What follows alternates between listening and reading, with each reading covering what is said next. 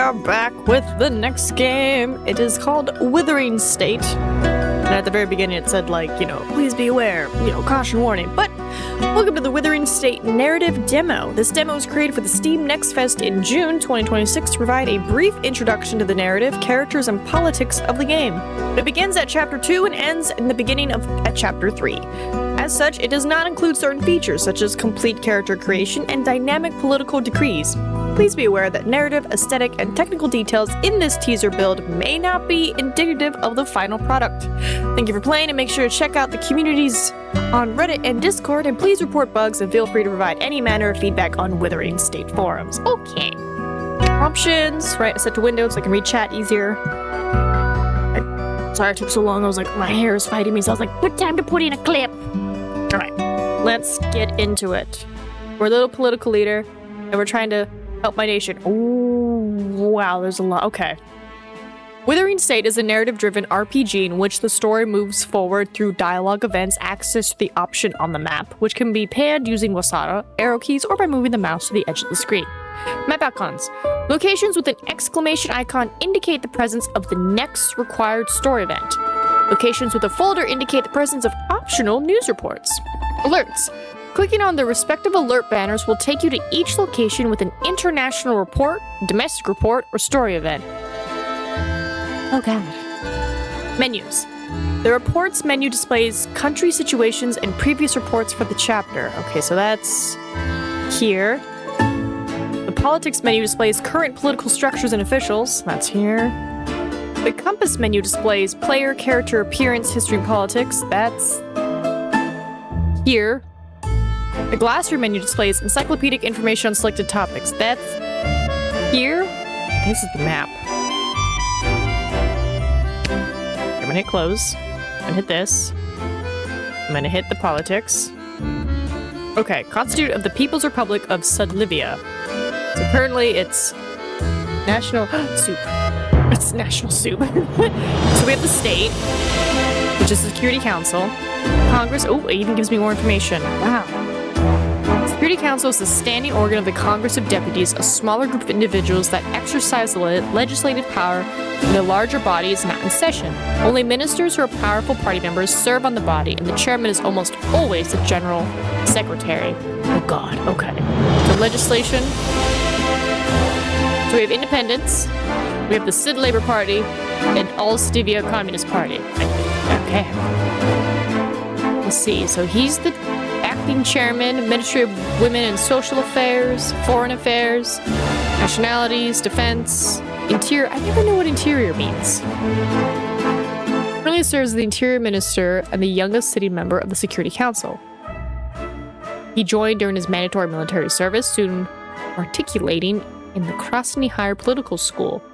Following graduation, he rejoined, disbanded the internal troops, and dismissed the Kranzi era leadership. Solo would work under the Criminal Investigation Doctorate, assisting the Procreate during Matsi's anti-corruption drive. He was reassigned internal counterintelligence as an informant with the CSS, Ministry of Finance, Rural Construction. Okay. Congress of Deputies. Okay. Polibuto, Central Committee of All Civil Interim, ranking for Secretary, General Secretary. So we don't have a General Secretary based off this. Okay. So these are the different, okay, judiciary powers. Oh, wow. Oh, wow. Okay, so if I say home, right, they give us this, like institutions, countries, domestic figures, international figures, historical figures, places, factions, Albanian Commonwealth, Treaty of Lemberg, Marxism Humanists, emphasizes the investigation of human nature and human flourishing in Klaus Maxhoff's writings. Spawned by the publication previously inaccessible early writings in the 30s, which deal with topics such as alienation, human species essence, the school sees a theme of capitalism preventing humans from realizing their true essence throughout Maxhoff's work. On this reading, communism is a program concerned with restoring human dignity and genuine community, potentially aligning with moral philosophies such as Talon's virtue ethics. Interesting. Okay, so a lot of reading. A lot of reading. And this is map No activity scheduled, no reports. Okay. That's the main story event. Wow, so yeah, we're just getting thrown in the middle of this. Okay, what's going on with here? Deluxe arrested? Okay, so I guess you read, so you're informed. So when you make your decisions of like, yes, we should do this, or like, no, do this. This is where you make your deductive reasoning. Spot a movement that became known as the Rose Movement, named after national symbol and region, known for rose oil production, had been detained by the authorities. The movement was characterized by the discussion of socialist reform politics such as worker self-management and social democracy, but also include figures who argued for Zenobia to exercise a more independent foreign policy. Sure, why not? The move to arrest these figures marks a significant shift in the government response to public unrest. Until now, intellectual discussion concerning box office debates and political reform was tolerated, while physical protests and political disobedience was harshly punished. Some observers have noted that recent events in Alamoria may be blamed for the shift. What happened in Alamoria? Something happened. I like the flags. Okay, so what's going on here? Announces X-Wine Economic Pack? What is X-Wine? Oh, it's a sea. Marks the waters past the strait between. It's also bordered by. Okay. Is forming an economic pact. Seeks to develop infrastructure, trade links, and closer cooperation between the Maxava states. I'm not even saying it right. No comprehensive information has been announced regarding the future plans for the project, but initial press release suggests an economic zone with characteristics similar to the current. International observers are noting that this initiative may be aimed to foster a potential replacement for the AYP for these comparatively stable communist governments. The pending exit of Sorblin from the AYP and the instability in Almoria has clearly compromised the ability for the pact to continue facilitating trade links and financial. Oh, so it's might not be a good thing. Might not be a good thing. All right, we got more documents. Sorblin, books burned. No. The transition to a liberal democracy has brought on many changes in Sorblin. In one suburb of Maslow, residents were surprised to find piles of over 100,000 books burning. How do we... what? In addition to discarded communist-era textbooks and Maxavist literature, the destroyed books included classics like Slebkordy and ancient philosophies like Tellen. Residents rescued some copies of novels by popular Eastern Espherian fiction writers. Right, fiction. Which means fake. Because non-fiction is not fake. Local journalists reported that a publishing warehouse was cleaned out after it could not stay solvent in the new economic environment. The books were destroyed to make way for soft drinks repository owned by the Arcadian soda giant Rasa. Well, I don't like that. Don't burn books. Don't burn all books. Some books gotta go. But maybe not those. Especially the fiction writers. The Superior President announces support for Manfred? Superpower rival makes comments supporting, during domestic speech, reiterating that he felt was an honest man attempting to move toward democracy and freedom. He denounced the January coup attempt and said further instability must be averted in Eastern Aspiria. We don't talk about January, okay? Comments were the first major show of support by Vespuccia, personally following the failed coup. While President Trifon previously had kind words to say about Skopje prior to the event, statements in the midst of the crisis merely denounced the coup and refused to recognize the plotters' emergency government. It's like that Vespuccia did not want to influence the internal politics. There was a coup. My God, there was a coup! Okay. Totally not Europe, right? Alright, let me go to our main story event. Ooh, reports. Charter of Sid invoked by Supreme Court for first time? Identity theft and professional licensing. We're surprised to find the Supreme Court invoke the Charter of Sid. What is the Charter of Sid? 1926 Charter of Sid is a major treaty and fundamental part of the constitutional law of the People's Republic of South Libya. Facilitating the integration of the community of Sid into South Libya, the Charter grants civil autonomy and a national parliament to the nation. The Charter also affirms the existence of Sid's political parties, although in practice this has led the ruling Sid Labour Party to be the only regional party still allowed to persist, as other parties were either merged into the All-South Libya Communist Party or banned for espousing anti-South Libyan values. Okay, so other party. Okay. stolen identity, which is a student expelled from medical school, and Sid appropriated the identity of one of her former classmates to participate in medicine. The case presented novel legal issues regarding the difference in licensing between the two regions. After the lower court referred the case to the Supreme Court, the opinion authored lower court to be ruled according to the provision in Charter of Sid. Okay. The new, what? Trimuvanti has offered some of their first guest assessments at the state of the Sidlivia regime. Calling Chairman Sands an unlikely successor to Chairman Blanco, they've begun to call the current administration a Triumvirate, composed of Chairman Alexander Sands, President Lem Plato, and First Secretary Anasti Istri. Okay, interesting. Security Council Foreign Affairs meeting with the Political Bureau. Let's go with the Foreign Affairs. Oh. Left click. Security Council convened in the Presidium building of the room of the People's Palace. The 8 members arrayed in the circular red room. While the body once met in the grandiose columned white room, that space had since been left to the much larger cabinet of ministers. The affair discussed here could not be comfortably entrusted to the larger room's echoes. Greetings, Comrade Chairman. I wish we could be having this meeting under better circumstances. Oh? The instability in Eastern Esperia had necessitated a review of the diplomatic situation in the region.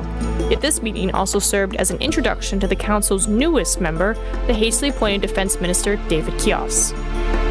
Welcome, Admiral Kios. We have a lot of questions for you. I am ready and waiting to answer them, Comrade Zola. I have only now begun to understand that President Pato's initiative to appoint me was made without consulting the Security Council. Be assured that if you do not have confidence in me, I am prepared to tender my resignation without delay. He spoke in a stilted sort of way that was indicative of the Median accent and even more common in career officers. Come, Comrade Kios, there is no need for that. I understand that you were Deputy Defense Minister and recommended by the Party Defense Council. I expect that you'll be able to provide the Security Council with the military's assessment of foreign threats today. That is correct, Comrade Yagodina. Then let us not waste any more time. Glad to have you, Admiral. I demand loyalty. I hope we have an understanding. Glad to have you here, man. Thank you, Chairman. The primary situation we have to address today is the previously scheduled state visit by Prime Minister Milos Kamsatamar of Istera. The Extreme Government has insisted that we proceed with the summit following Chairman Blanco's death. The expected topic of the meeting is to renew our trade relations. They are promising us a generous trade deal.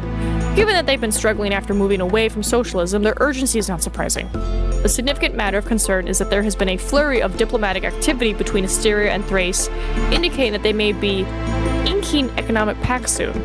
Istria may be a small nation, but increased trade volumes could benefit everyone. Our budget could use the cash. Okay? Tell me about Prime Minister. This rapprochement between is concerning. Do we know the kind of trade deal they're looking for? Trade deal they're looking for. The official billing is to reduce trade barriers. I suspect they will ask for diplomatic support in opening more trade with Yalabach, which reacted harshly to their pivot away from the AYP. Aside from that, there has been word of a potential commitment to preferentially import more of our raw materials and metals in exchange for pharmaceuticals and agriculture products. Ideological qualms aside, I view a potential deal favorably. He gave Yogdina a sideways look as he said it, getting ahead of any ideological comments. The practical question is whether we can achieve such a deal without ideological concessions. Prime Minister Transbata has made a point of prioritizing relationships with liberal states. Okay. He can run his state however he wants. You're telling me we can trade with him? And it's a good deal?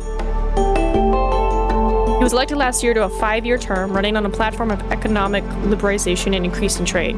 He cast himself as a dealmaker, but there has been worrying rhetoric about promoting liberalization in the region. Saying words that I don't know the meaning of. It's overconfidence. His coalition of liberal parties once again defeated our brothers in the SPI, who control barely a third of the seats in their parliament now.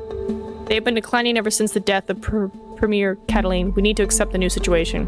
If it wasn't for Matsi's reforms, we could be looking at a united Istia today. His revisionism inspired the unrest that took down the SPI and nearly claimed Zimorovia. Really? Authoritarians like Catalina would never give up power so easily. And dying after 20 years in office is sure to make any nation weary. It was clear that he wasn't just talking about Catalina. On the contrary, if Myzik had not tried to tear down the foundations of our state, the distant idea of a union with Zenovia and Asteria would not be so far off. That was the ultimate goal of the Libyan Pact. You cannot criticize Chairman Krasny for the triumphs of his foreign policy, his striving for unity. I never took you for such an idealist, Comrade Yagodina. Zilora and Kios looked uncomfortable enough to move on. Okay. Yes, I agree. I suspect Thrice is trying to extend its control around its Azir enclave on our territory. The territorial dispute has been frozen ever since Thasian troops refused to leave the island after the revolution, and the Revenish rhetoric we have been seeing from them is a concerning signal. There has indeed been increased Thracian naval activity, but we have chalked it up to their military enlargement. Needless to say, if Thras manages to get a foothold in this area, our ability to defend our coast and shipping lines will be constrained. We can't let that happen. I want to remind you that their naval enlargement has been vastly financed by Vespuccian investments. With Asteria moving closer to the west, we need to be wary of the role of Hota in this situation. What is Hota? Hesperian Ocean Treaty Association. Okay, the military alliance formed to counter the Alormian Yikra Pact. Wow, so you really gotta, like, know the history of this. Okay. The western encroachment on our borders is indeed concerning. I will do what I can to maintain our security. Perhaps there's something to be gained from these developments. We should do what we can to sign trade deals and make the best of the situation. Yeah! I'm glad you have that attitude, Chairman. We have much to gain from increased trade. Yoglina did not look pleased. We should move on to our other relationships. Where would you like to start? Mentioned, I hope the border... Yeah, what's going on with them? Really do not expect any Neustrian, maybe a member of the EMA. Hesperian Monetary Association. I'm gonna let y'all read. I'm gonna be eating some soup because I'm just hungry. Boop.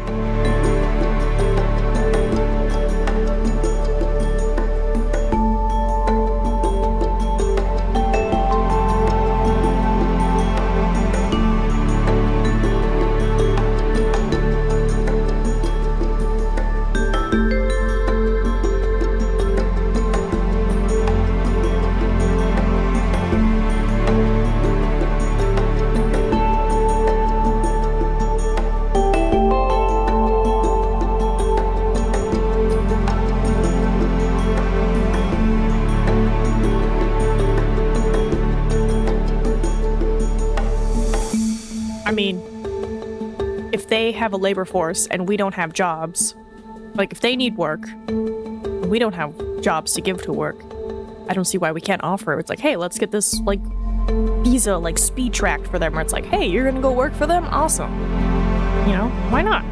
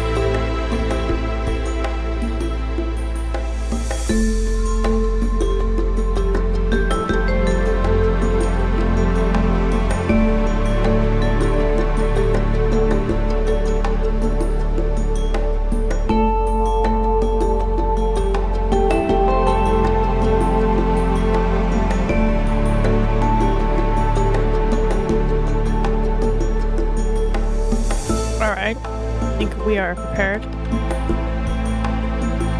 Excellent. I will keep you abreast of any developments.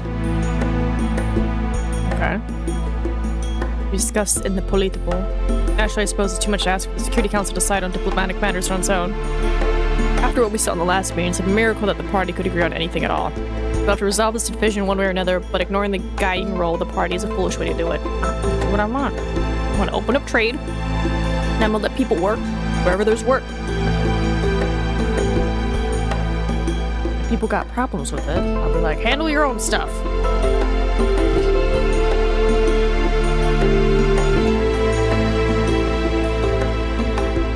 I gotta move stuff around to make room for the soup bowl.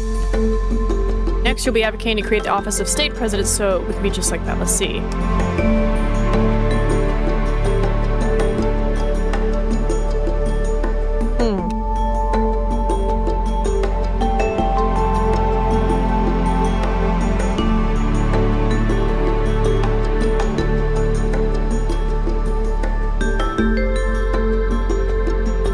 Which one?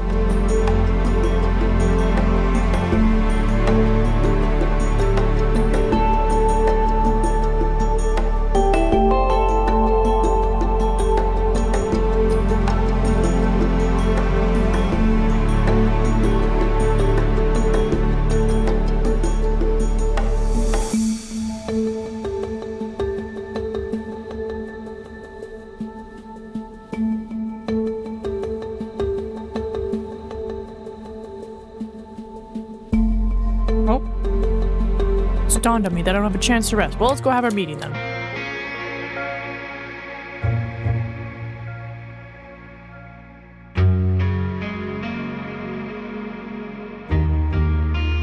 Now stay out of the way. Like, eat my soup and read.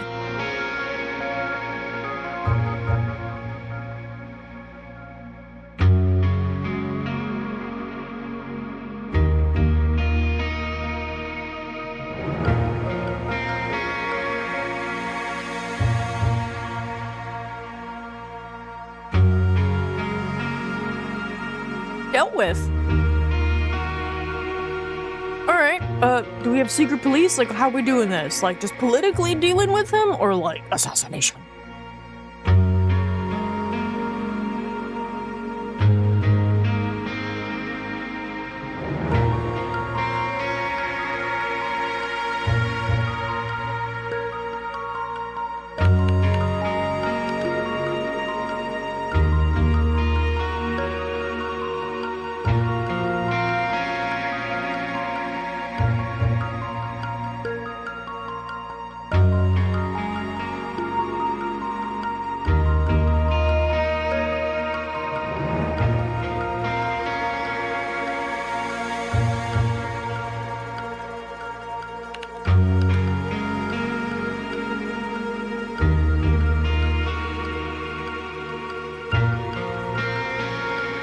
Don't come out. Hi.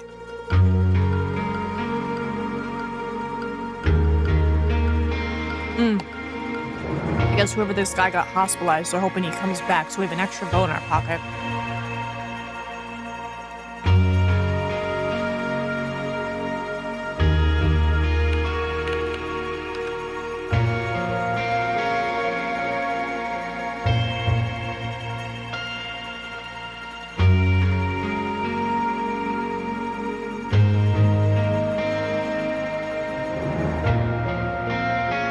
Okay.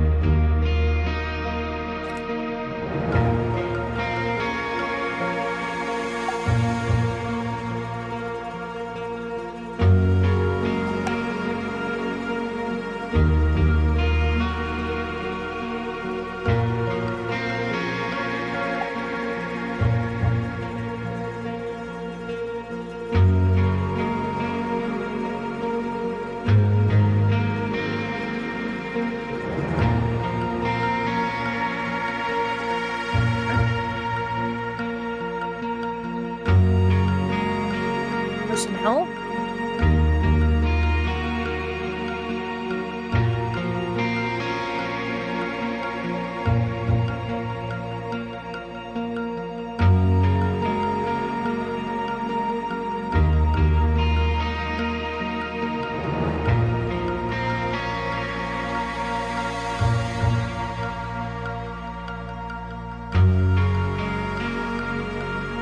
I'm gonna listen, I'm not gonna interrupt.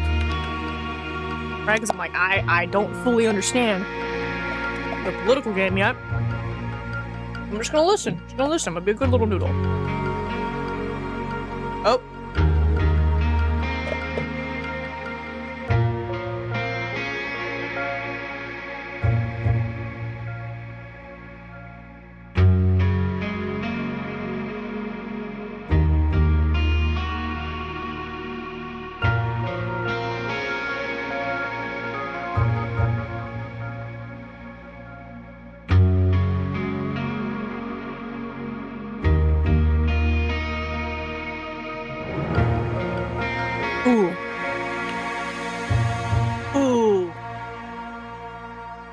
Do I throw my... Do I tell him? I'm gonna go in. As Comrade says, the guiding role of the party must be respected. That's why we must wait until the party congress before we make sudden changes. Your council serves the party as always. It was in fact that wish that I succeed him. The constitutional order is clear. The legislation has appointed me as acting chairman, and that is final. Ooh, okay. I finished my soup. It was really good. Right? Comrade says we have to wait until the party congress before we make sudden changes to the administration, right? Security Council serves the party as always. It was in fact general who wished that I succeed him, right? Because it's like he serves the party. He said, do it. The constitutional order is clear. The legislation has appointed me as acting chairman, and that is final. Do I just come out stuff like that? Just be like, order is clear. Or do I use their silly human motions of like, Security Council serves the party. General wished that I succeeded him. I don't know. These are all really good answers. I'm gonna go for it. And what of the constitutional role of the party? The party has always stewarded the state, and it must continue to do so. Well said. The ID almost impeccably shook his head. This is precisely why we believe it is more vital to discuss the matter of party leadership. I also believe that stability in party leadership is desirable at this time. The sooner that we can return to our work for the people with the party's clarity, the better. If there are no objections, then let us discuss the leadership of the party secretariat. As the ranking first secretary, I will continue to take up the general secretary's duties until the party elects a replacement. Are there any objections? Going dead. A clerical note, Comrade, I believe that you are the ranking first secretary by virtue of Comrade Verino's retirement. I have no objection to you serving in this vital role. Only I propose that the Polito reject Comrade Verino's request for retirement and recall him to Visigovo. His leadership is sorely needed at this time. The revolution never saw a more committed defender. Fellow hardliners in the Polito voiced their support for the proposal. I understand the sentiment, however, you will only be disappointed. Comrade Verno made it clear that his health will not enable him to return to an active participation on the Politiburo. I believe that the party should accept his retirement. Both voiced their agreement. Comrade knows him best. We should let the man rest. He has earned it. You did not chime in on the matter.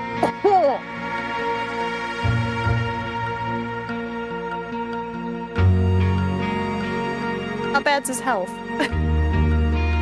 Hear me out. How bad is his health?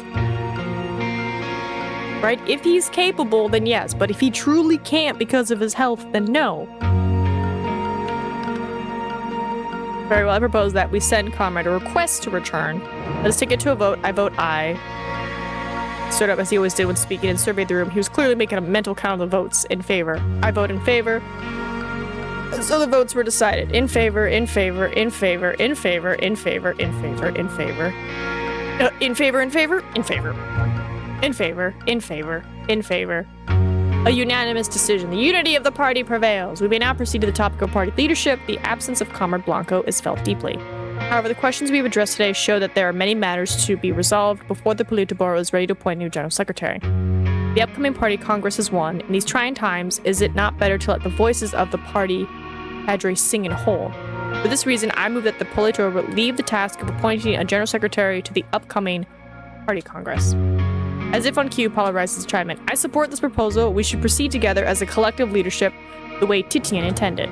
Until the party congress deliberates, the administration is in safe hands. Chairman Stotz has helmed the cabinet of ministers for years. Yes, but the Security Council has grown rather small now. I hope that in a matter we may resolve at the next party congress, if not before. Democracy is our guiding principle. We must listen to the party, the people, and the legislature. The Security Council should not become isolated. He smiled as he said it, brushing over you, Pablo, with his eyes. For steering off topic, I believe I support Comrade's proposal. The wisdom of the party is all that guides me. The Security Council will be one. I intend for the Security Council to work more closely with the deputies. I hope we can discuss this soon. Are you alluding to your stunt with the legislation, President Pato? You need to subject yourself to party discipline for this reactionary behavior. Boom. He raised his eyebrows in an expression of what appeared to be mock shock. As it happens, the prosecutor is with us now. If there is a case against me, then let him clap me in irons. He held out his wrist in the direction of Constantine Vivassos, who maintained a stoic expression. Perhaps then we can discuss this at a later date. An awkward pause lingered in the room, and the secretary looked up from his notes. Very well, then. Sounds like there are no objections to my proposal. Another note of silence affirmed his point. Let us move on to other matters. In addition to the proposed stimulus programs of the Department of Planning and Financial. I should... Dang it. The rest of the Politro meeting proceeded with its characteristic unanimity, but the feeling of division remained in the air. You need to be the one to restore the body to its former glory. You saw opportunities to divide and conquer on your way to power. All you saw was decrepit institution that needed radical reform. Ow, my knee. I mean, I would like to do stuff full of the people. And, you know, checks and balances. I'm like, why do I gotta restore it? Why can't we collectively do it? It's a decrepit institution. Alright, where's my next little meeting? Oh.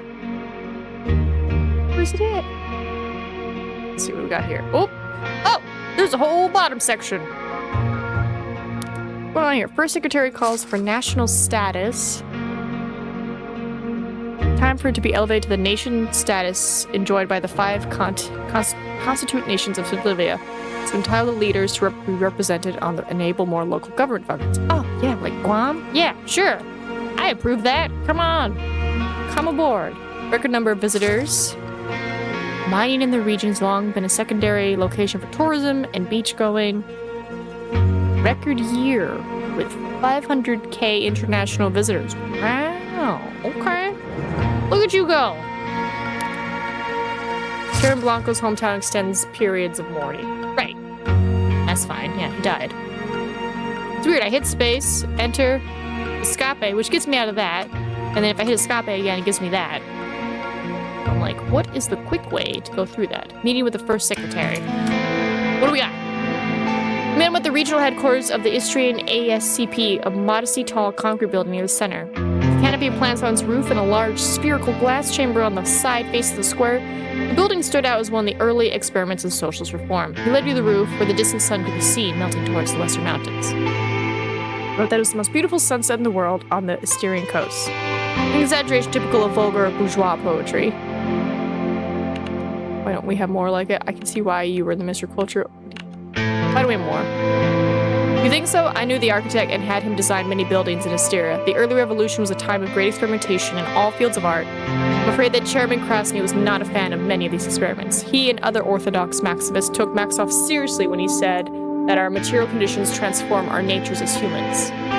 Architect then must instill in us a vision of what it is like to live in a socialist society. That's precisely why, when our first priority was to eradicate homelessness, we still invested in structures as grandiose and celebratory as the Grand Sullivan Metro. That's why. It's amusing to hear. I thought the job was an acquired taste when Chairman Krasny put me on it first time.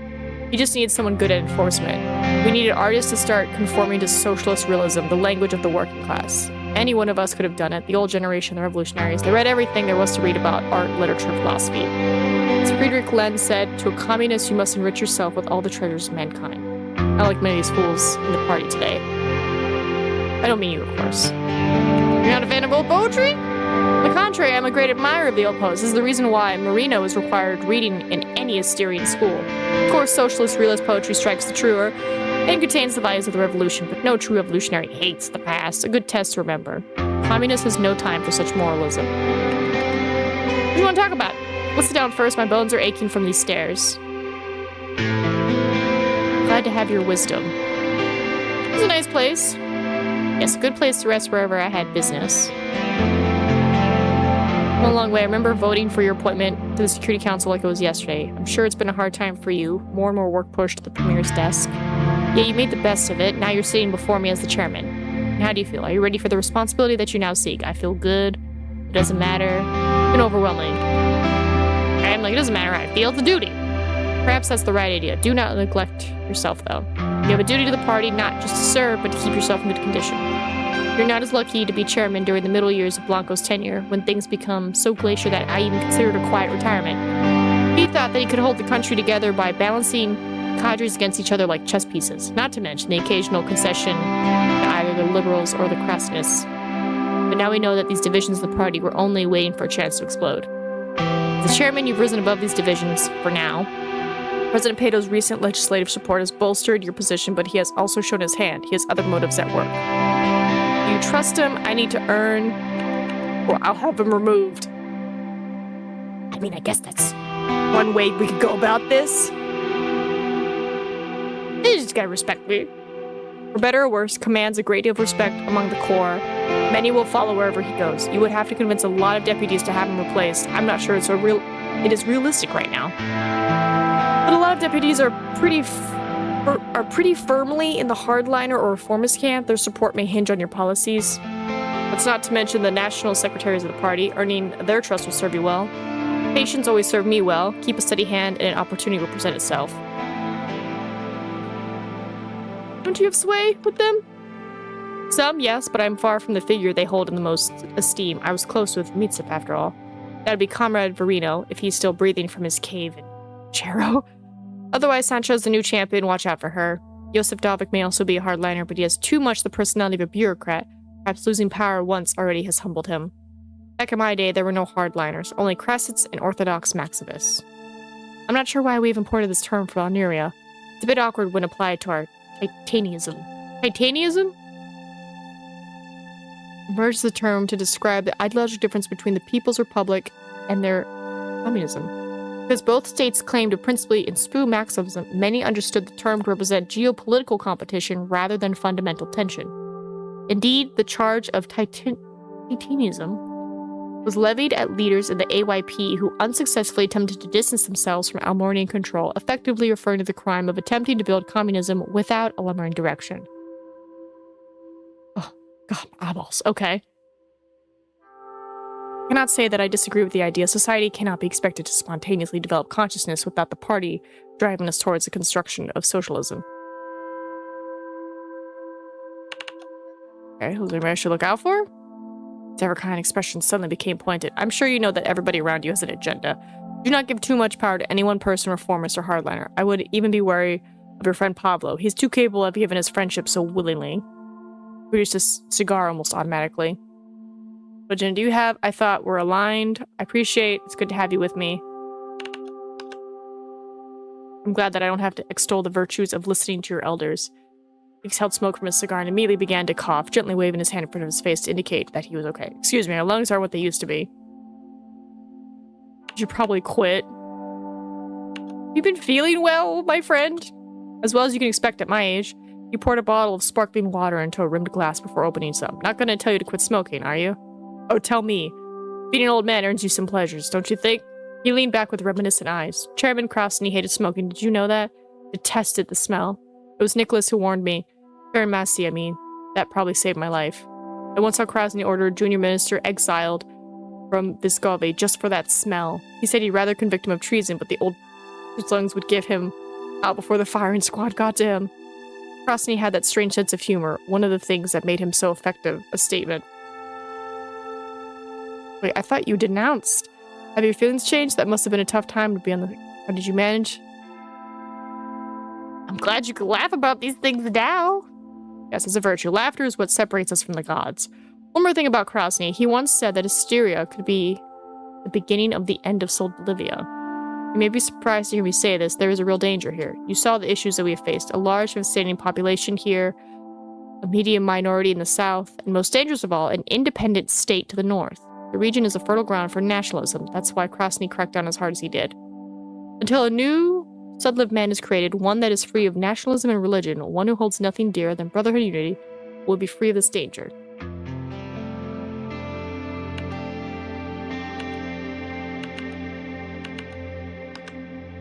Perhaps not in my lifetime. Remember, as Maxoff said, it is our material relationships that alter our thinking. Life determines consciousness, not the other way around. People have no patience for brotherhood when they are hungry. They have an open minds when they are fed. Ensure that the economic foundation for the development of socialism exists and the people will follow. With the appropriate guidance from the party, of course. He said it with an appropriate smile, but you know he meant it. I confess that I'm a humanist. I think people need something to believe in too. I'm worried that there's no end sight for this stagnation. We might need radical changes.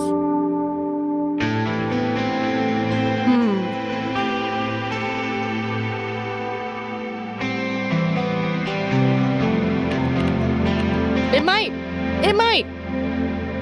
And all his reforms did was bring it crashing down. Be careful with the line of thinking. You can't fix our issues by throwing a wrench into the gears. The last point of sunlight splashed against them. Alright, slowly rose from his seat and started toward the door. I'm gonna open the door for him. Thank you, comrade.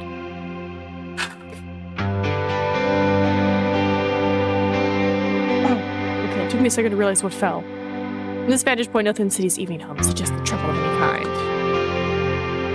Okay. Good meeting, I hope. Regional security briefing. Scheduled a mirror to review the current internal security threats. Naturally evoked memories of the tragic... What is that incident? Factory union protests over hikes in food prices grew and were joined by elements such as liberal groups.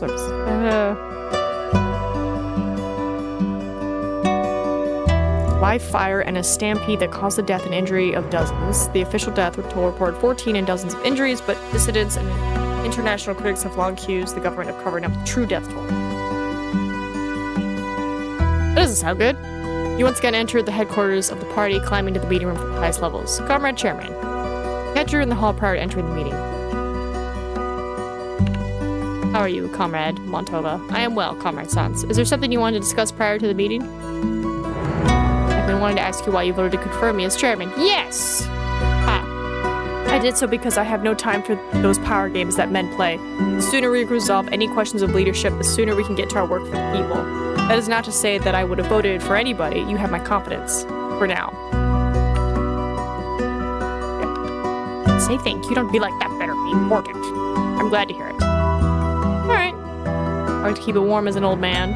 Before we discuss, I should note, the Ministry of Nationalities has prepared new reports on the demographic situation. Review our current policies regarding religious matters and external relations. Gave you a nod. What? I guess we should... No. In line with the principles of brotherhood, unity, and anti-chauvinism, establish a unique policy of religious tolerance. It's one of the distinctions that Saliva has with the Orthodox states. Yes, our state is also explicitly atheist, and so is the party, but it cannot escape that religion is deeply tied to nationality. The state has a strong history with the Catholic Church, and the Styrian faith is intertwined with the Median identity. The Yusimin Church traditionally held sway with the rest, but has declined more sharply in recent decades. Nonetheless, we have fostered a situation in which religious authority, despite being discouraged, lends legitimacy to the party. It is also linked to our diplomatic relations. Our tolerance of the Styrians have brought as many friends as Cathra. As the first truly internationalist people state, we hold the world's diversity within our borders, and the workers of the world look to us for hope.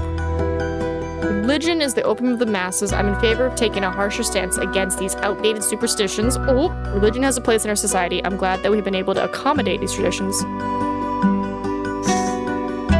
Question.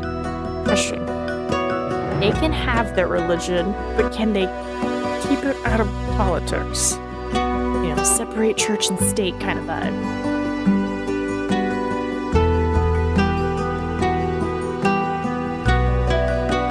Because I'm like, I like that. The first state that just allows all these, I think that's beautiful.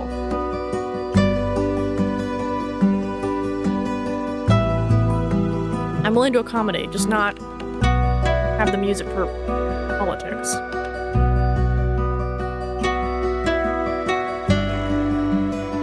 More cooperation. No. Zola, thank you. Yes, following recent events, it is critical to review the internal security threats that each nation faces. Unique threats are internal as well as external. I have no doubt that we have different opinions as to the best way of dealing with these threats. For now, it is critical that we stay vigilant and beware of the elements seeking to weaken the ability of the state. Which region should we discuss first?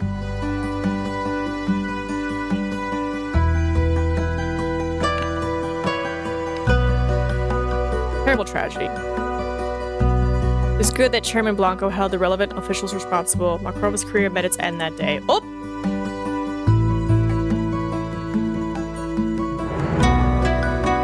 Wait.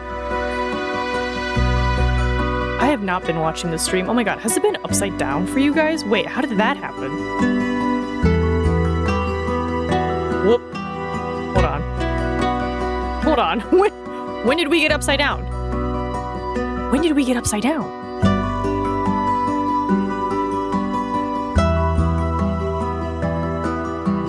accidentally flip it with, like, when I was tapping the number keys? Ooh, maybe I flipped it when I was tapping the number keys to select the text options. Hold on. Oh my god, I'm so sorry. How long has that been happening? Is it flip like this? There we go. We're gonna lock that so I don't accidentally flip it again.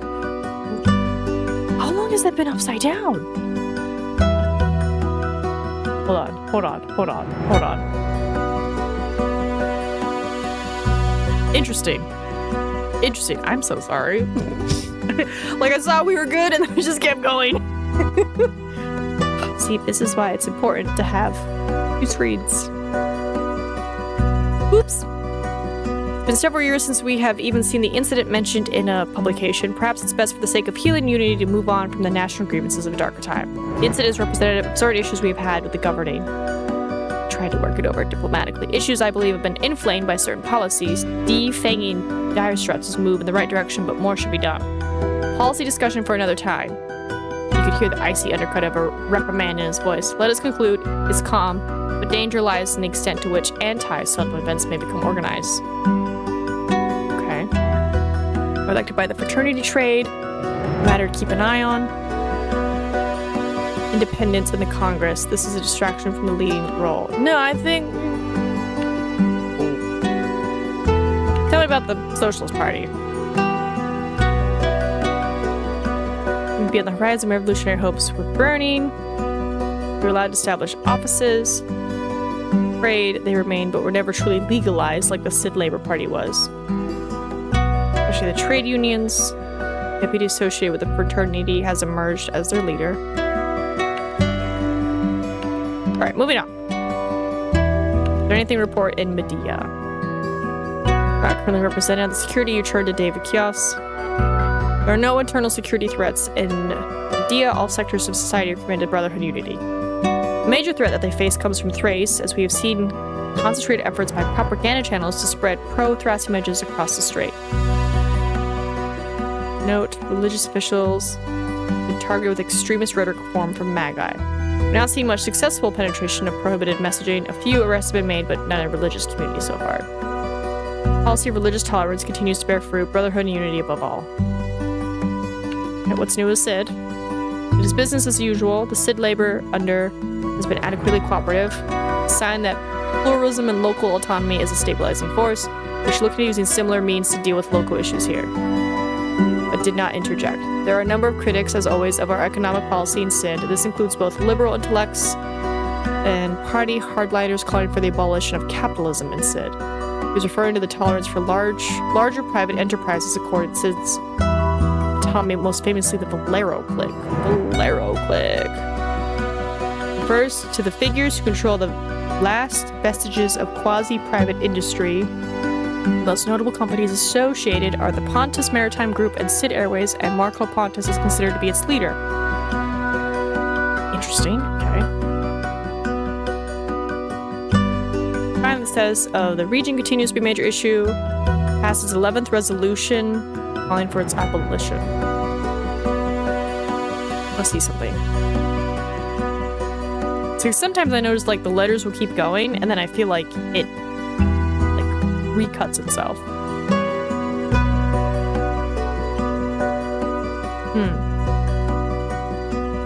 Does the visiting party have any concerns? Crown Jewel. The issue is that many do not feel that way. Some have always grumbled how national policy always disfavored. Many of our government functions are administered centrally, and the civilians are disfavored in the Ministry of Nations, for instance. My concern is that some members of the Central Committee have been exploiting these national grievances for political gain. A well-known liberal in the visiting party attended a demonstration about police brutality. He claimed that Eastern authorities are discriminating against the visiting population here. An absurd claim. The party would have expelled such a career as a nationalist back in better days. So we'll have to keep an eye on him. It's the largest population center in our industrial heartland. It cannot help having pride of place. It's also concerning that President Lamplata was once a protege of Comrade. Yes, the liberal and nationalist currents are only growing in this very party. Liberalism and nationalism be a strange mix. Policies disfavoring must end. No nation should have disadvantage over the other. Ooh, yeah, bam! Perhaps some more could be done to devolve functions from the central government, such as Visagio. This is the only real distinction between and the other nations, in my view. may have been underrepresented in the early days of the party, but those days are over. Our presence here speaks to that fact. I would agree it is a strange mix, but again, I don't know a lot about it, so moving on. Situation on Moncherno. Security situation is stable. I'm glad to say that our party has not faced the same issues with liberalism or nationalism. It's much more rural, and we have fewer intellects and career politicians that take advantage of dangerous ideas, but it's for the same reason that I believe the situation could deteriorate. It's been worsening for some time, and peasants are not factories that really produce fewer widgets when they are undersupplied. Collective farms have been failing, agricultural production is falling, and rural communities are suffering. This is a situation ripe for unrest. Oh wow. Popularity is also to credit for the stability for the unity of the sleeve. Be wary of his popularity. No secretary may establish a cult of personality in a party branch.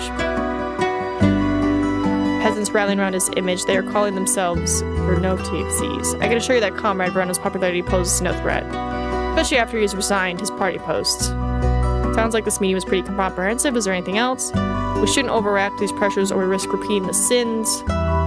These threats should gravely concern us all. I want every ministry committed to stamping out anti-Sith-Leave activity. I mean, I want 2 of these, but I'll go with this. Is there anything else we should talk about?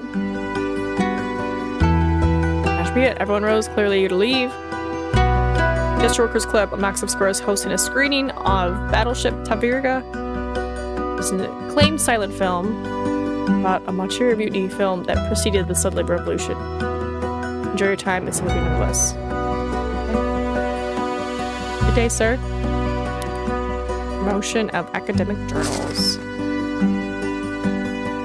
The activity of numerous intellectual groups have been frenzied since the death of Chairman Blanco, perhaps owing to the intergrim in party leadership and liberalization in Alnormia. The party propaganda department has requested guidance on which academic journal should be sponsored in its latest proceedings. As the chairman of the Security Council, your recommendation will carry weight. First, Security has advocated for continued promotion of the traditional Sudliv Maximus journal, Titanium. Interior Minister Pablo Zola has included a note instead urging promotion of Action, a journal associated with the humanist school of philosophers. Finally, the SID based on autonomous worker has raised concerns for the extent to which it is advocated for new economic policies. What's my current stuff? Go with the workers. Why not? We'll go with the workers. No, not that one. This one. Right? Independent, SID party leader, all that jazz. But like, why not go for that? Requested meeting with Interior Minister Pablo Zola. I like the music. Alright, thank you for meeting me up here. I mean to get you up to speed about this for a while. I have appointed a new director. I was already the head of the party information. Wanted you to mirror the diplomatic reception, but then we had the situation. In my view that public messaging is more important than ever. I think we should all work closely. There are too many party departments. Remind me what the information department does. You appointed a new official without my consent. I am the chairman. Frankly, I have better things to do than talk to journalists. Good thinking. I look forward. Yeah, hold on. Well, Blanco transferred the committee under the Interior Ministry for a reason. It's not particularly important. You probably wouldn't bat an eye if Borsa appointed a new regional bank manager. Blanco did like to interview even minor appointments personally, but that was unusual. He kept a tight lid on things. Anyway, what happened again, I simply had to take the opportunity with all this upheaval.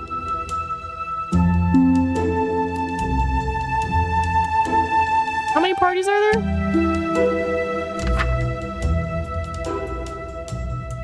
Right, first secretary, second secretary. These are all the different countries. These are the freestanding members. Composition. Powers. I feel like having groups is good.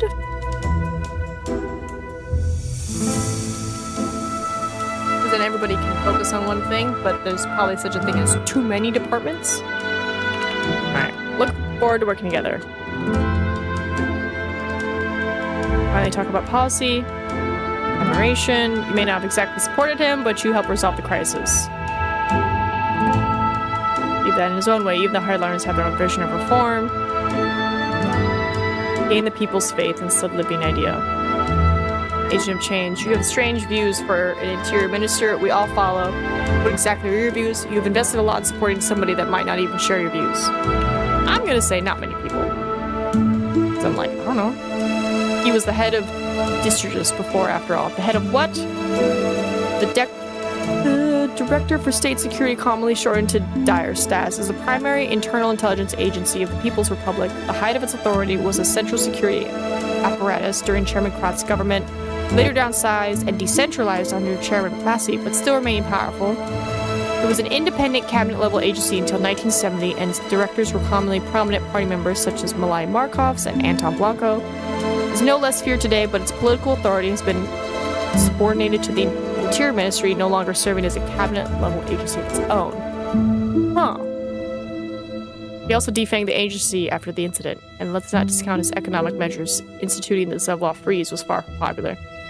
Everything he did was for stability, a balancing act, even if it meant some radical changes, but he died. He was speaking to me about my proposal to introduce limited reforms for the same reason.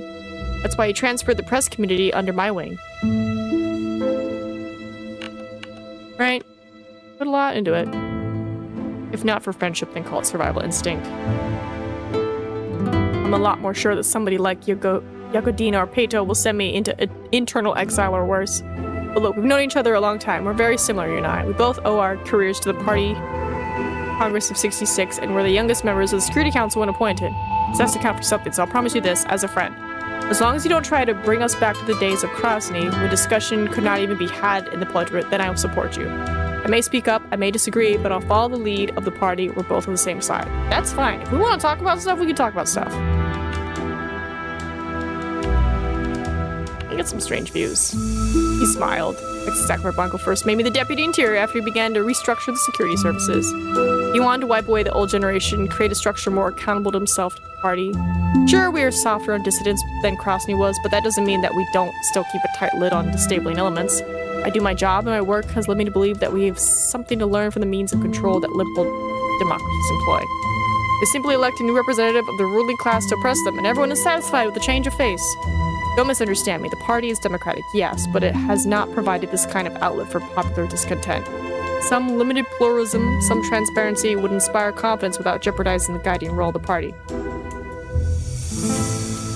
Alright, what are your views? Paid lip service to Titan Krasny, put his body on display and his face on every poster, but looked at Titan's writings on democracy, on the brotherhood of working people, on self-determination. Who can say that we truly follow his vision? Not for the instruments of terror to be wielded forever. We needed to move away from Krasnyism and toward a more transparent, democratic, and most importantly, stable form of socialism. I'm not just some idealist, I think this is a necessary move for revolutionary progress. Probably should keep her waiting. Sure. I'll see if she's ready. He opened the office door and glanced at the hallway.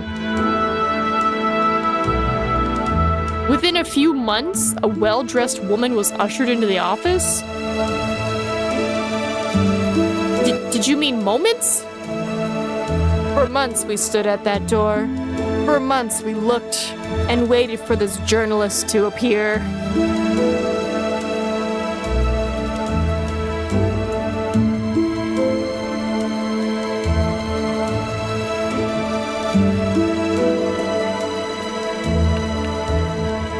Just keep it friendly, keep it casual. See and discuss our next steps. Offer to use desk. Alright, what are you thinking? Good move. It's not just because it's my home region. Making alliances with some of the key power brokers in the city will do a lot to cement our position. Parliament to exist is not something we can just do from the capital. Okay.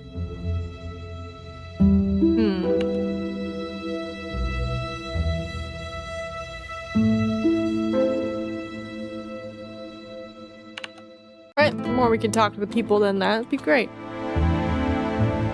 I'm going to give you some dossiers on key figures in Sid politics, but I seem to have misplaced them. Please excuse me for a quick moment. Okay.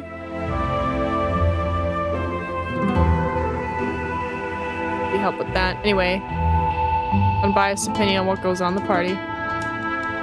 Including Pablo, I'm sure you know that he has his own interests like everyone else.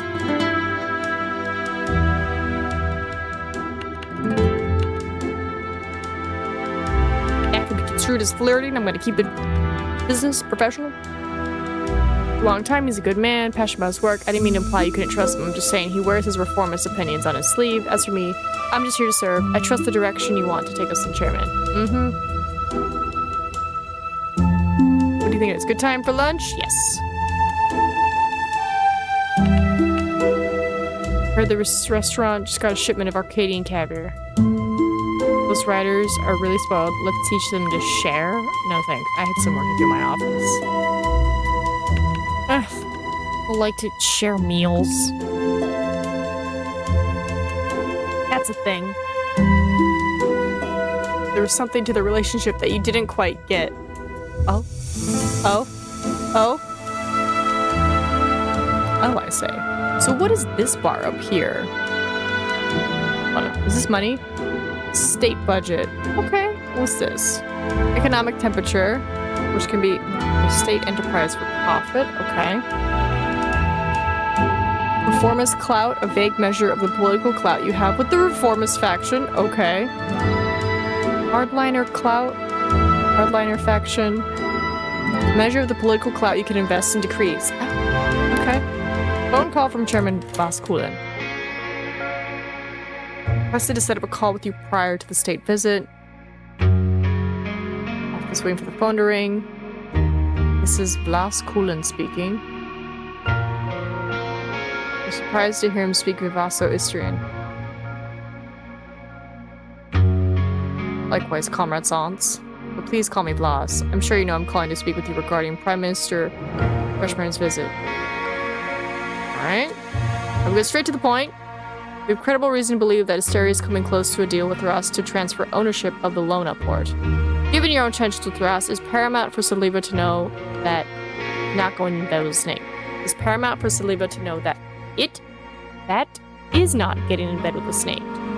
Needless to say, a Thras-controlled port on our borders should concern us both gravely. Okay.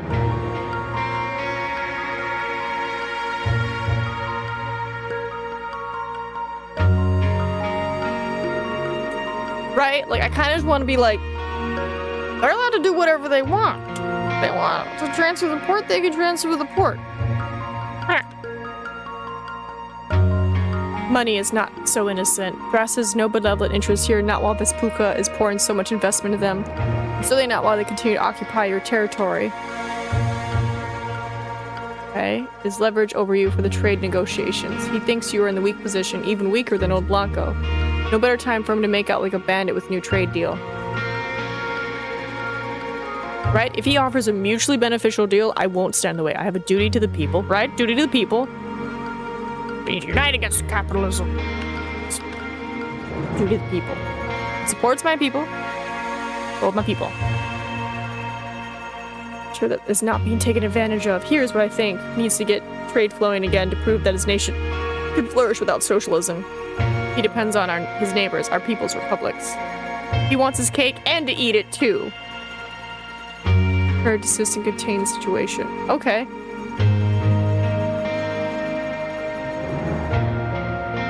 I was like, hold on. I don't want to start any fights. Instigates conflict. They have placed, as they say, the ball into our side of the field. They cannot replace trade with the people's republics, even with rice. Additional border restrictions, trade barriers, transport duties, and they will give in. Some naval action to gently suggest stays out of waters may also be warranted. Whoa! And what if this backfires? We don't want them going back to rice. I'm not interested. I'm ready to implement these measures in coordination if need be. Whoa! Well, no. If two countries want to do their own thing, I'm gonna let them do their own thing. Very well, but do consider this option when the circumstances present themselves. I am aware of many comrades, both of our parties, that are deeply concerned about this development. That costs money. Here's one more thing. We've been very pleased to hear your commitment to maintaining ideals in Sudlevia. History will thank you for it. I thought I chose the workers. Prepared to subsidize Sudlevia for any lost trade owners if you implement the restrictions to get Asteria. Okay. Need to monitor the situation. Good night. What a weird conversation.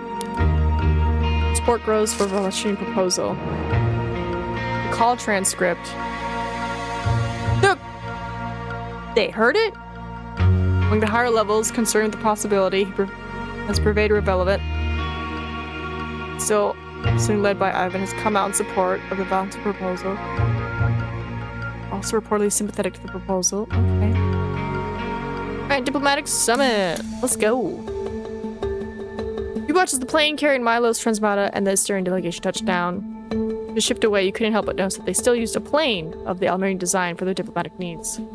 As you approached the runway to greet the Prime Minister, Zalora leaned in to tell you that you should try to sell them a new plane of Zahu plane. Shush right now.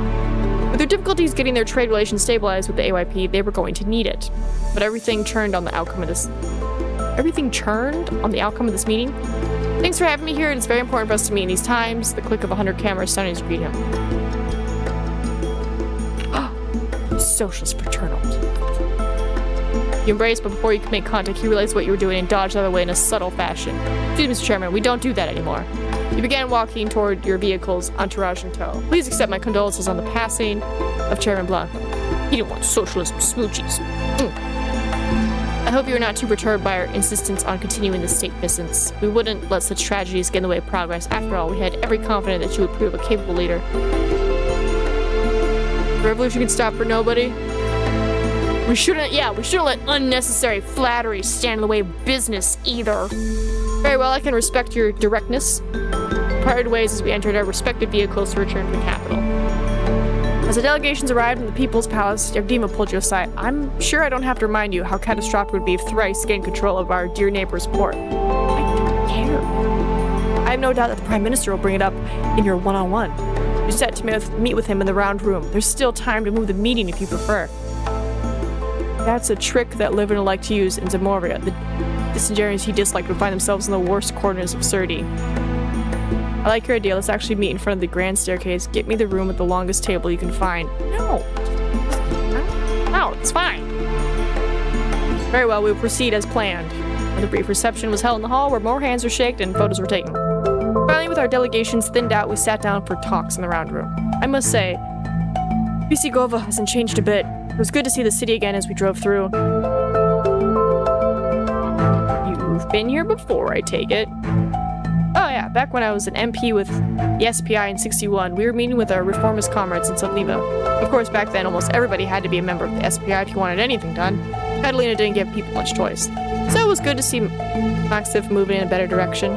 He readjusted himself on his seat and changed the subject. There's been a lot of changes in Aspire recently. We're eager to see how you feel about it. Terran Blanco, may he rest in peace, is not very fond of change, I think. We're still eager to patch things up with our government. I hope you share that latter sentiment at least. Your government's new friends make it very difficult for us to be friends. It depends on today. I see. In that case, I hope we can have a productive conversation today. Our relations could soar much higher. So let's talk concretely. The Republic of Asteria has been suffering unjust economic pressure from Valacha and Zimnoria, all because our people freely and fairly voted for a new government. By what right do they punish us? We have no obligation to follow the AYP. Let me remind you that our kinship with Sudliva is a key reason for why we never joined the pact. Asteria has my support, Prime Minister. Sudliva has always stood for self-determination. Enough with the grievances. I'm more interested in what you're doing to bring a table. I'm trying to understand the second one. Asteria has my support. Prime Minister Sudliva has always stood for self-determination. I'm going to say that's a difficult situation. Yes, it is difficult for my people, and I am sure it is to many Asterians in Sudliva who have familiar and financial ties to the north. Produced a file for you and slid across the table. It was an Asterian memo that you had previously been shown summarizing trade data and the potential windfalls of new agreements. A large array of products would be included in a new free trade agreement, which would disproportionately benefit Sudliva as the larger partner. You do not have to convince me anymore. Sudliva is ready to implement these agreements. These are advantageous deals, indeed, but I sense a catch. I have already been briefed on them. I sense a catch. You've got a keen eye, Chairman. You're correct that the political environment makes this deal contingent on certain changes. The Asterian people elected me on a platform of continuing our commitment to democratic ideals. They remember what it was like when we kowtowed to authoritarian neighbors like Catalina. They do not want to go back. My coalition has made it clear that we cannot enter into this kind of trade partnership with a country that oppresses our own. Sudliva and Asteria have a special relationship. We cannot be severed, that much is clear. That is precisely why we need for Sudliva to demonstrate its commitment to protecting the rights of Asterians for this deal to go through.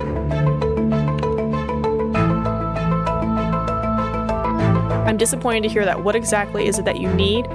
This had to wait until we met face to face. What is this, a shakedown? I've had quite enough of this. I know what you're up to with Race. Sudliva is not going to be bullied by the likes of you. Oh! No, let's hear what he's going to say. What are you going to say? I'm glad that we can speak about this quarterly.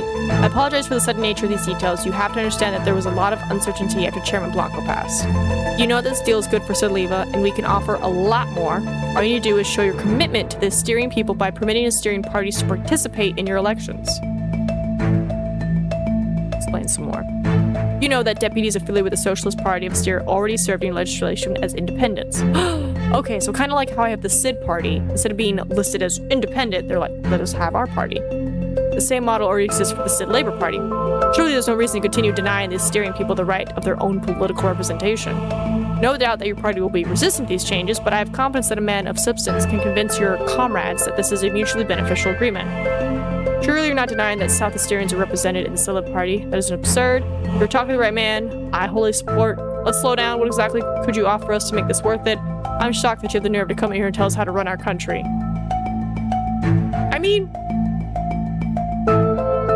is he telling me how to run my country, or is he just like, look, I have people, my political partiness, who are in your government. Like, they're already in there as independents, and they're like, look, they just want to have their label so people know, instead of just being like, oh, I'm independent. I'm actually Asterian.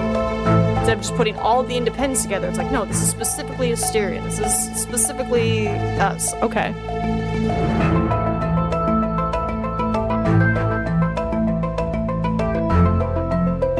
Should I ask him what he can offer us? It feels very ugh. I'm just kind of want to be like, yeah, just do it. Do it.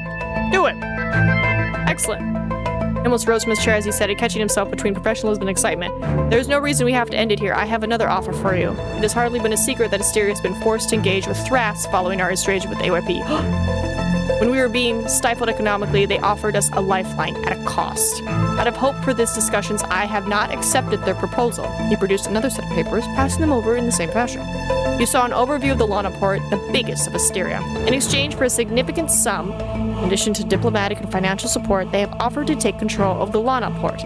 But with you on our side, Thras becomes obsolete. The Lana port will stay in our hands. And with Saliva's renewed commitment to democratic principles, we can even offer the same deal to you. I understand, however, that you will have to sell your party on whatever agreement we reach today. Ooh. I will see that we legalize Asterian parties in order to implement this agreement, but I cannot promise nothing. Okay? Saliva will ratify the agreements and purchase ownership, port deal, -2 budget. No matter my sympathy, I simply cannot commit to such a change, reject deal. I know what's going on here, and Saliva will have to respond to threats and blackmail with equal force. Whoa.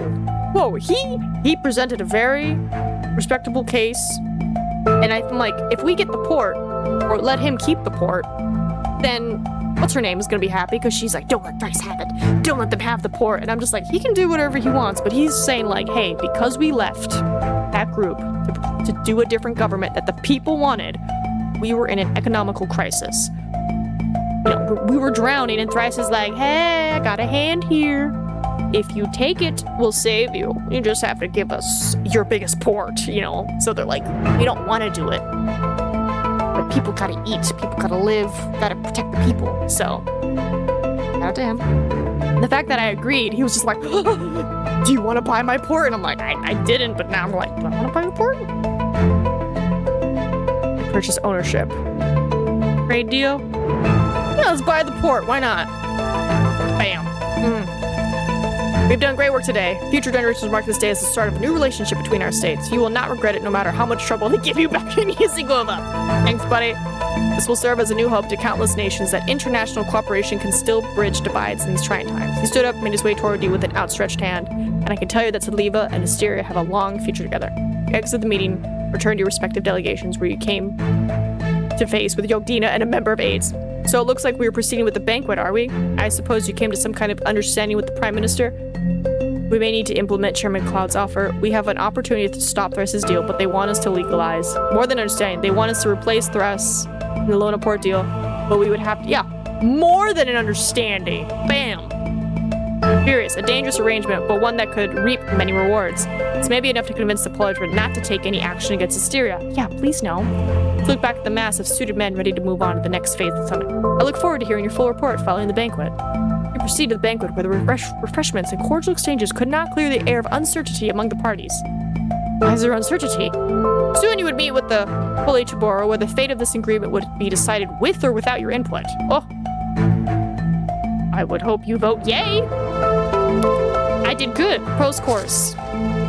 Following the conclusion of the diplomatic summit with Prime Minister Milo, Political Bureau of the All-Siberian Communists must convene to approve any new policy regarding Asteria. The recent intelligence received from Balachich regarding a potential deal between Thrace and Asteria has caused significant concern among the higher levels of the party.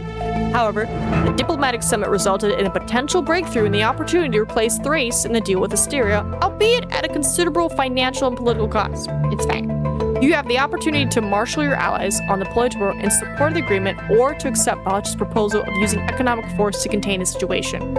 Advocate for Lonopor deal. Advocate only for trade. Advocate for no. Advocate for the embargo. I'm gonna say advocate for the deal because he offered it up. I didn't even be like, give me the port. He was just like, you can take the port. And I was like, I'll take the port. Thanks. I'll take the port. Okay. Chapter 2 summary. I guess this is where I am. I'm reformist with a little bit of FYP and a little bit of NEP. Guess I'm a reformist. Yes. So how did we do with the port? Did we get approval? Did I get approval? What do we got? Luna's Foundation is formed to advocate for decriminalization. Let's go! A group of students and the activists have formed a group they call the Luna's Foundation to advocate for the decriminalization of homosexuality.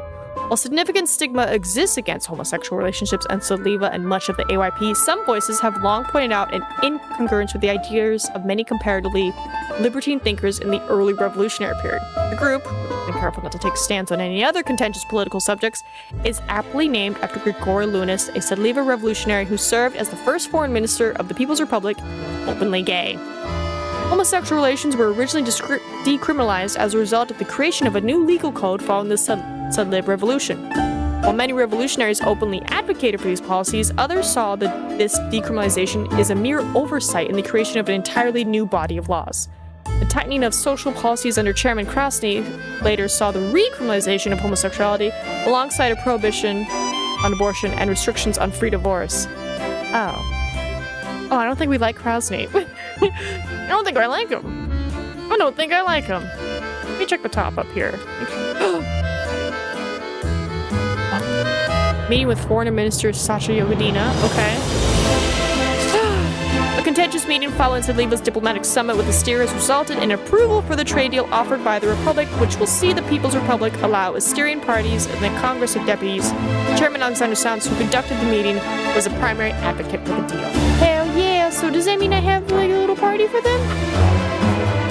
Oh, not yet. Soon, hopefully. Made my map funny. Made your map funny, Nina. I did. Okay. Meeting Foreign Minister Sasha Yudina. Does it not matter where I have my meeting with her? Virgin painted a new picture of Alsa's economic strength. The extension of Western credit and agricultural imports has risen considerably since Blas Kulin emerged as the new leader of Valacha, a policy at odds with his increasingly confrontational rhetoric towards capitalism reform. Greece coincides with Kulin's rooted commitment to industrial investment, especially heavy industry, a policy which has historically led to underinvestment in agriculture and light industry. Chuva have no doubt contributed to those weaknesses. Okay, let him do his thing. I don't think it matters where I have my meetings. I'm just gonna have my meeting.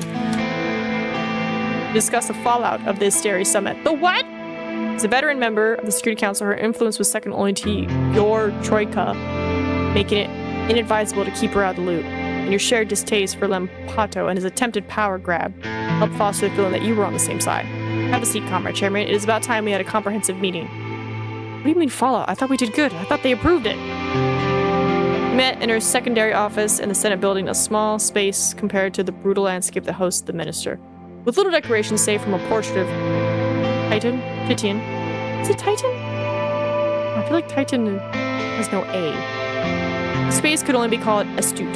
You performed well at the summit, but I'm very concerned about the price that we paid for it. I do not mean the financial cost. Winning the port, especially away from Thrace, was a triumph not seen since Kranzi's day.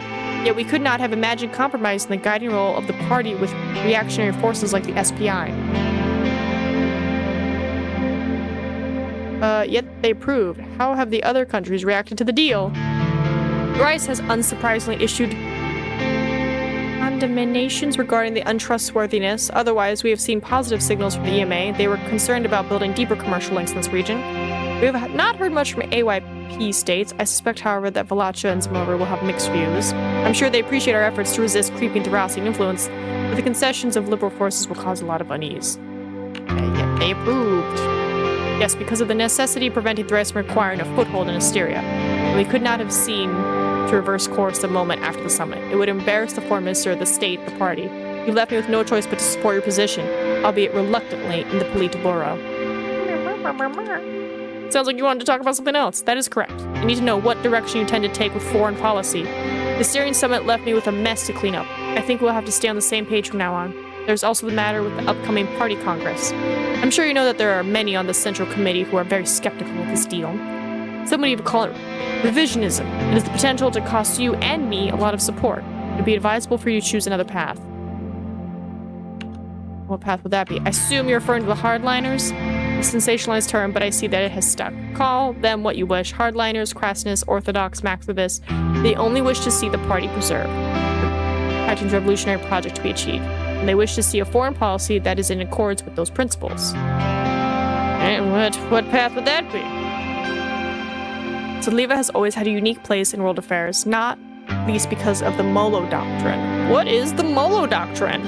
Named after Edward Molo, the foreign minister under Chairman Krasny, the Molo Doctrine came to describe Saliva's foreign policy of balancing its ideological affinity with AYP with official neutrality.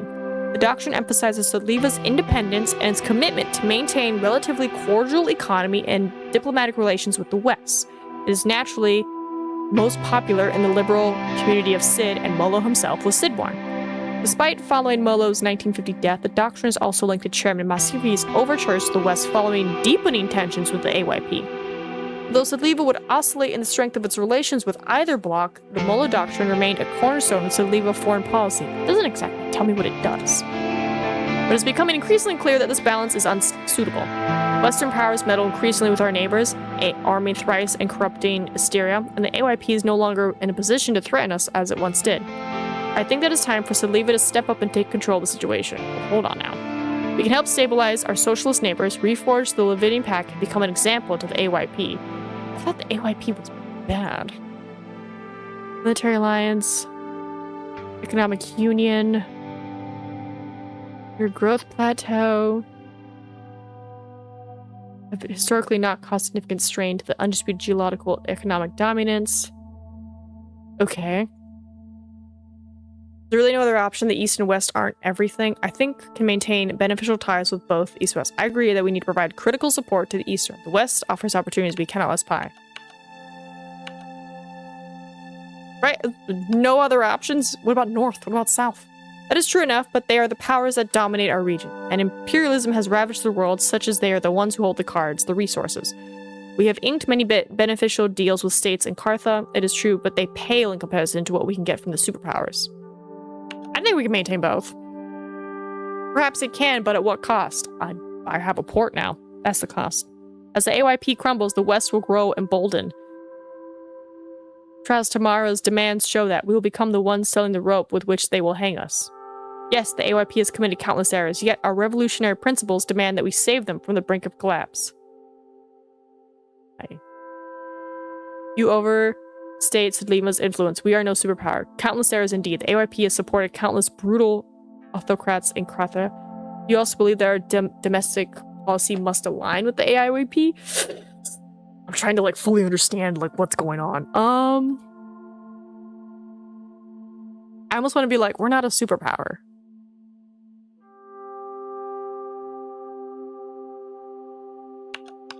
Power? No, but Saliva once had its own sphere of influence. We had the opportunity. Oh, we have the opportunity to rebuild it. Or we don't. What if we don't? What if we don't? Do not forget why the Libyan Pact collapsed. Chairman Masih reforms made our neighbors lose trust in us. What happens in Saliva has always reverberated in the region. And why shouldn't? Saliva has always been an example to the world. Yay, diplomacy. Hi, Harold. Hey, Kian. We're trying to figure it out. 5 brotherly nations of differing faiths and languages and strong ties with every corner of the globe. When Chairman Krasny died, dignitaries from every bloc and manner of state, even kings and capitalists, attended his funeral. That is our influence, the shining light of international solidarity, brotherhood, and unity. Right. But I believe this meeting has overrun its time. Right, but they supported them, right? Bad people. Recall Titan's writings on anti-imperialism. If some Carthan despot, tyrant, slaver suddenly sent his armies against an Asperian power, it'd be the duty of every socialist to support their cause. Question. Which cause? Am I fighting the tyrant or am I supporting the tyrant? It would not be a war of aggression. The international structure that crucifies the colonial worker has never ceased waging war. Moralist prattle will not bring down that structure. It is a problem that can only be solved with blood and iron. Hold on now. It is for the same reason that we must offer support to our Maximus brethren, past sins or not. Interesting. I think I understand what she's saying. Right? No. Through Titanism, Sudleva has avoided many of the errors of the AYP. That has not, however, prevented us from always losing our way. Many of the reforms implemented after Krasny have endangered the task of building socialism. It should go without saying that weakening the role of the party, as Sopian did in Illyria, will endanger our ability to cooperate with our socialist neighbors. However, I suspect that we have earned some flexibility with our economic policy given our history. It does not mean that I do not personally support socialist methods of organizing the economy. We can discuss this further in the upcoming economic department meeting.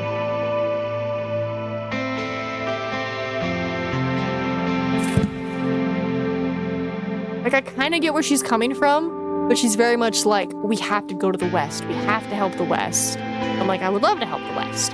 Why can't I help the East?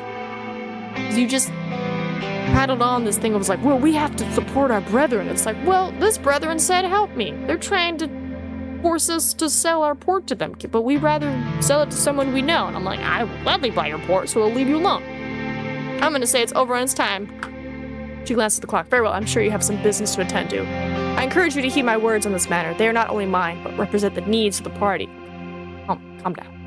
We both rose from our seats. I expect that we will meet soon to discuss the matter of the upcoming elections. We will need a strategy to deal with Lempato and his attempt to empower the legislation. So in this world, the West is communist and the East is capitalist? Not really, because I'm a communist party. Like, my country is communist.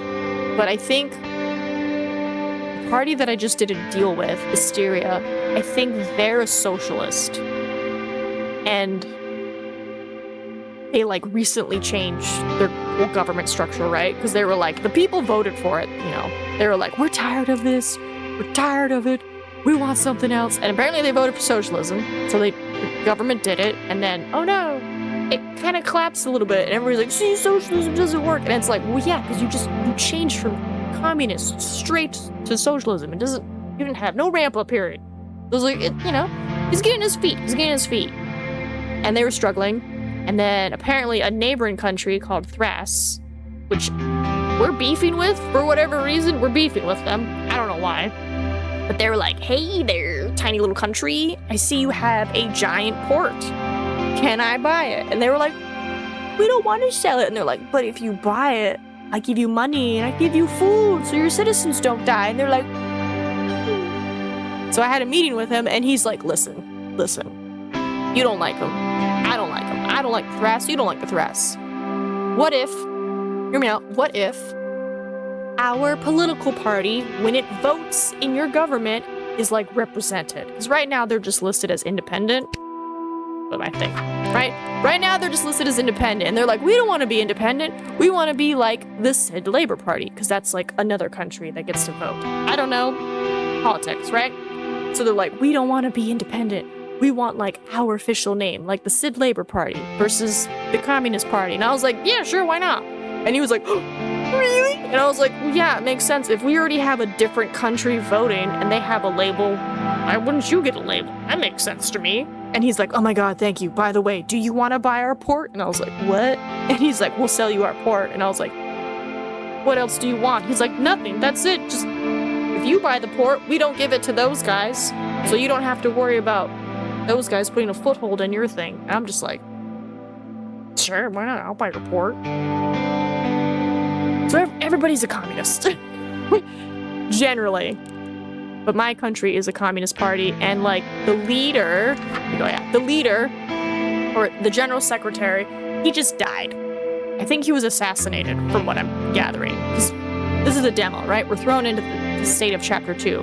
He was assassinated, and then some guy from Vesavio, Lem Pato, for whatever reason, he was like, now's my chance. I'm gonna try to become the general secretary. And it didn't work. And somehow me, Alexander Santz, who's a freestanding member, but obviously I'm from SID, they've like kind of voted me as like the temporary head person right now. That's kind of going on. But I hope I'm making right political decisions. I hope. Another threat must be taken. She saw you out of the office and joined a pair of aides waiting for her outside. I'm assuming. I don't think we have a picture of the leader who died. Yeah, because that's me. I'm the acting chairman. That's what's happening right now. The Security Council of the Congress of Deputies. I am the acting chairman because the general secretary died. So until we get a replacement, it's me. I'm top dog right now. So, everyone's like, oh, what? So I have to like make decisions and stuff and policies and whatnot. And I'm like, meh. Meeting with the upcoming party congress, and then I think what do we have up here? Meeting with the upcoming party congress. I'm just gonna keep having my meetings in the south because why not? It's Sodliva. Purge our enemies brutally. Well, we're getting there because at one point a guy was like, we'll take care of him. And I was like, what do you mean? Do you mean like take care of him politically, like ruin his career, or like, what are we talking about? Like how in depth can I get with this? Right, following Pato's power grab at the Congress of Deputies, preparing for the next legislative election became all the more pressing. Next year would also coincide with the Party Congress of 1981, which would determine the composition of the Central Committee and the Politburo in turn. I like this game, because if you don't know what a word means, you click it and you get like a whole history. Given the guiding role of the party and the overlap between congressional deputies and Central Committee members, the two events were intrinsically linked. Your continuing position depended on them. Barring any major changes, the composition of the Politburo and the Congress of Deputies is likely to remain the same. Not entirely the same. Monchero will need a new first secretary following Vereno's retirement. Let us not pretend that you are not seeking to unseat Boris Zalato as the first secretary of SID, is that right? Who can predict how the SID members of the Central Committee will vote? We all respect Comrade Zaloro. Respect perhaps, yet we all know that Chairman Blanco did not put him in place because he was particularly popular. And if you had been older, more respected, I suspect he would not have trusted you with the positions you now hold. Chairman Blanco did have little trust in the older generation. Blanco's the guy who died. He's the guy I'm temporarily replacing. We all remember what happened to Marcos. Yet I'm afraid to say that some of his younger proteges leave much to be desired. Not you two, of course, but Lempedo. First, are there any other candidates for leadership of the national secretaries I should know about? I'm in favor of Pablo attaining more authority in the party.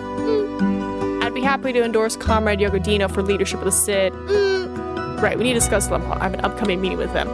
Any other candidates before? Because all these options are kind of... I believe this is the only significant change that is expected. As Comrade Zolo noted, it is unlikely that we'll see other shuffles. We'll have to coordinate at the party congress to make sure that the new secretaries of Monchero are favorable. However, Lem Pato is the second secretary of the visiting ASCP. There's a chance that he could amass enough clout, to unseat Elena Montevo as the first secretary. Elena? Oh no. Don't unseat her. She's cool as hell. Because she's the lady who's like, look, listen, we gotta get along. Just get along with everybody. Remind me again, who's Pablo? Who's Pablo? Pablo. Right, we don't like Pato. Wait, who's Pablo? Him? Oh, him! Oh, he's the guy who sold me the port. I'm fine with him.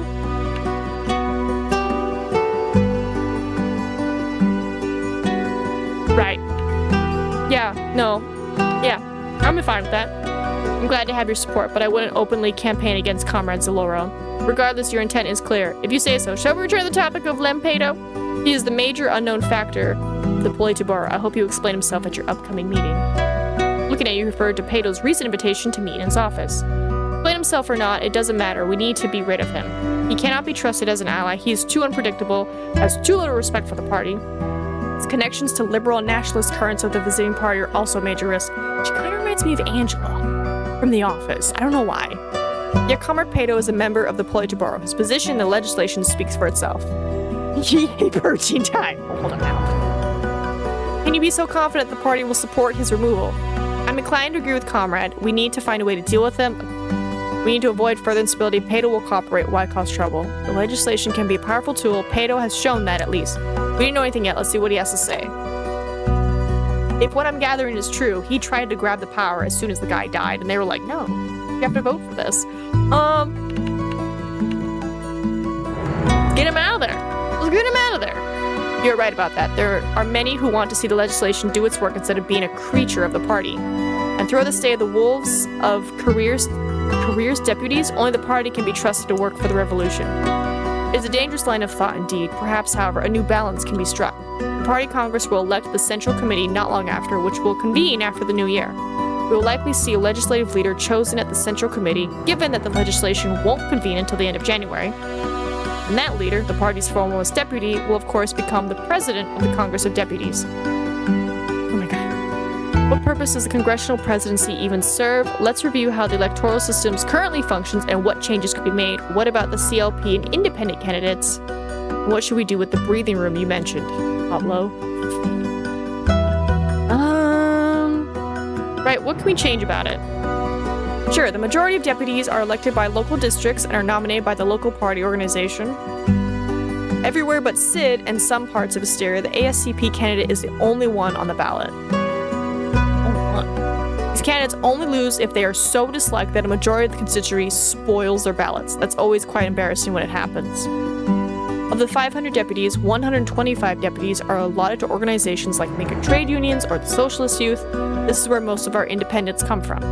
As for changes, I'm not so sure anything will benefit us right now. The legislature is far too insignificant to waste political capital on reforming it now. Major reforms should wait until you have the backing of the party, and everything you should be doing now should be aligned to win the support of one party faction or the other. Purpose does the congressional presidency even serve? What about the what about the CLP and independent candidates? Because that's the SID people. Will typically hold its own party caucus prior to the election, in which Audrey Orbino is likely to remain its leader. Some of the independents are, well, independent deputies, but most of the group is actually informally affiliated with the Socialist Party of Asteria, which we are about to make official. Most of them are organizational deputies chosen by the major Asterian trade unions. Alexander Regas, as you know, leads them. Both of these groups typically either abstain or vote for the ASCP leader when it's time to select the president. Right, what purpose does it serve? Chairman Mizek created the position after abolishing the chairmanship of the Congress, which was effectively the same role as the chairmanship of the Security Council. I believe he intended to further separate these functions and increase the legitimacy of the legislature. Okay. The congressional president merely serves as the presiding officer conducting legislative sessions. I don't think anybody expected someone like Pato to be able to leverage the role into actual political power. You are correct. We should not mistake Mizek for a liberal who wanted to revive such illusionary notions as the separation of powers. He merely felt that too many functions had accumulated in a single individual during Chairman Crossey's time, breaking party taboos and decreasing efficiency. That is fair. It's like if there's too many things under one umbrella, it's like, okay, separate it. What should we do with the breathing room? Alright. What should we do with the breathing room you mentioned? In my view, this is a good time for decisive action. Chairman Mizek secured his position by promising comprehensive reforms. I don't think changing the electoral system is a good idea right now, but there are other ways to build support. Matsiv also, as you recall, shook the foundations of the state and was nearly removed for it. We cannot afford that kind of instability right now. Indeed, look at what happened in Alnamir. Talk a big reform, dismantle the system, weaken the party, and the whole thing comes crashing down. Yeah, imagine too many functions being put into a single position. Right? It's always, I'm an era with you people. Well, you can't put the genie back in the bottle. Demand for reform has spread across Aspiria. We have to address that one way or the other. We will address it by doing away with inefficient reforms, sweeping away enemies of the state, and ending the stagnation. People will be reminded that they can trust the party to steward the state for the task of constructing communism. Perfectly scientific approach, Comrade Yagodina. Material conditions are the most important factor in shaping the people's consciousness. And the stagnation and these phantasms of reform will disappear. Only that I am not unconvinced that some measured reforms may very well be the key to solving many of these issues. Right, here comes the purging. Alright. Any other viable candidates to lead the Congress of Deputies? Yes, but none with much sway as Len Pato. We will still need some movement in the party to unseat him. I would nominate Comrade Iscador is the second secretary of the Medium Party. Okay. He's well-liked, considered neither to be a hardliner nor a reformer, and most of all, he is loyal and can be trusted. He'll be a good man for the job, and if you wanted to weaken Pato's support, then there is no one way about it. The procurate? The what? A unique office in some socialist states, the Procurator General may be likened to an Attorney General, as well as a judicial, legislative, and executive ombudsman. In other words, the Procurator General is not only responsible for undertaking legal action on behalf of the government, but also ensuring that all officials are properly following and executing the law of the land. You must meet with the Procurator General Constantine Vivas, and authorize an investigation into Pato. I'm confident that something will turn up. Okay? Smiled as she said it. There's certainly one way to go about it, but I have another proposal, although I suspect my colleagues here will not agree. Andre Urbino, the leader of the CLP, he has no lost love for Pato. Ooh. You're telling me I could get that party's support and your party's support against him? I'm in. His party is a non-factor in the legislature, but if he can be convinced to have all of his deputies vote for our candidate, then Pato will lose his support. With a handful of our deputies backing you, it will become clear that Pato cannot maintain his base of power at the party congress. I sought to raise an eyebrow at that. It is another opinion, but you would have to convince Mr. Urbino to lend us his support, and I suspect that you will lose support among some hardliners on the Central Committee if you do so. I don't care. You think I care? You think I care? You're telling me I can get this chunk and this chunk on my side to just tell this guy to F off? I'm unseating a man. Whatever. I'm in. Let's do it. You're my boy. You my boy, Pablo. I'm more the prosecutor. It's time that I met him. I'm vaguely acquainted. Do you think you'd approve? I don't want to work with the CLP. I want them out of the Congress. Whoa, now. No. Tell me about Urbino. Tell me more about him. I respect Urbino, and that's not just a Sid thing. He tries to push his party's interests as much as he can without crossing any lines. And he can see where the wind is blowing. He voted for Pato's motion to affirm your acting chairmanship, after all. It's true. And you could definitely reach an understanding with him. You'll have to formally meet him when you visit Sid at some point, and it's better to have more allies than to ignore them. Diplomacy is key to maintain stability, no doubt about it. The question will be whether the price that Mr. Urbino exacts is better than what Pato is trying to achieve. I'm concerned about the capitalist influence in his party, and the Central Committee will be too. The key thing to remember is that Urbino is the left wing of the CLP, following the syndicalist legacy of the party. The capitalist influence, Marco Ponta's cronies, are the minority. Then it will be in our interest to keep it that way. She's so like that. I'm more at the prosecutor. I don't want to work. Is there anything else I need to know about the party committee before we adjourn? Just tell me a little bit more about him. He's a strange character, once an advocate for religious freedom, if you can believe it. That is part of why Chair Mesky elevated him to the position. The real reason I suspect is that he needed someone to persecute all of his enemies. The man was glad to go after hardliners. Yet he spared no remorse for reformists when Chairman Blanco made him the head of party's disciplinary commission. Perhaps because his counter-revolutionary activities could easily merit a tenure in a re-education camp, so he stays loyal. I believe Comrade Zola has worked more closely with him when he was cleaning house with the Interior Ministry. That's right. I've never really been able to figure him out, though. I think he can be trusted. He's more of an intellectual type, some lofty principles, but he craves safety more than anything. CLP are fine. Just tell me this stuff. Some would say that you wouldn't be here without your performance at the Party Congress of '66. I love that they keep mentioning the year specifically. Perhaps, perhaps not. Even kings are slaves of history, as Lev Gordy wrote. You may not have taken sides, but your efforts to resolve the crisis gave you a lot of credit in the party. You cannot please every wing of the party at once. Blanco tried, but embracing division can only lead to chaos. You see how divided the Politburo is now. There were times where it spoke with a single voice. That's when the party was strongest. Choose your allies and make your appointments with this in mind. Is there anything you want to add? Comrade, what are your thoughts? Yeah, anything to add, Pablo? Everything does depend on the party congress. Without the party's support, we're finished. Look at how Chairman Muskie won the party's support. He promised bold reforms and began working towards them before he was properly appointed. You can rally the reformists in the Central Committee in the same way. Okay? And after that, you don't need to rely on those fossils forever. Muskie empowered the legislation, won the support of the CLP, and reformed the Politburo. Can be done. So the last line is defense against Istri Yagodina. Sensing their simmering objections. Alright, Yagodina, what you got? The party is here to guide the people toward the construction of communism. See, you keep saying the people, but I feel like you just mean the people in the room. We have no need for other distractions. I am no opponent of reform. Some changes are clearly needed to combat the stagnation and restore trust in our structures. However, many of these liberal baubles in our systems have nothing but a barrier to efficiency. And the opportunists using reactionary ideologies to make a political career, they threaten the revolution. Restore the authority of the party, the security services, the economic planning organs. Yes, communism practice, Tina. I'm learning. And you will guarantee a long, prosperous career as General Secretary. Okay, thanks, guys. Indeed, and yet it's a short one, too. Carmine Zola is right to say this. You must make the most of this year. The small meeting broke up and you began to part ways in the copper halls of the People's Palace. But as the steering young Dina returned to the office, you saw Pablo lingering behind. Listen, one more thing about this business with going to the Procreate. He looked around as his voice bounced off the halls, lowering it as he spoke. I have an idea that those two will not like. The students' incident. We restructured Dire Strides, but we really only held one man responsible. Take a page from Blanco's book. Get Vivassos to investigate who was responsible, broadly responsible, and you might be able to implicate a lot of the hardliners on the Central Committee. I like you, Pablo. I like you, Pablo. Let's see. Multiple parties is already better than the Soviet, right?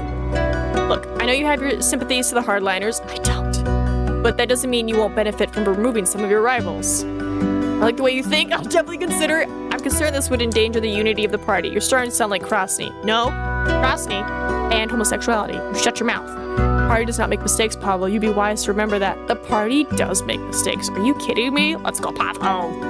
Good. I think that Vivassos would take the bait, too. I'll send you over what files I have on this ahead of your meeting. You parted ways in the copper halls of the People's Palace, returned to your office. A marked increase in paperwork awaited you, having begun to receive more notes and reports from various party departments. After the summit with Trust tomorrow marked the first real changes made with your decision, you sensed a newfound mix of respect and uneasiness vested in your position. The road ahead would help you determine how you would hold on to it.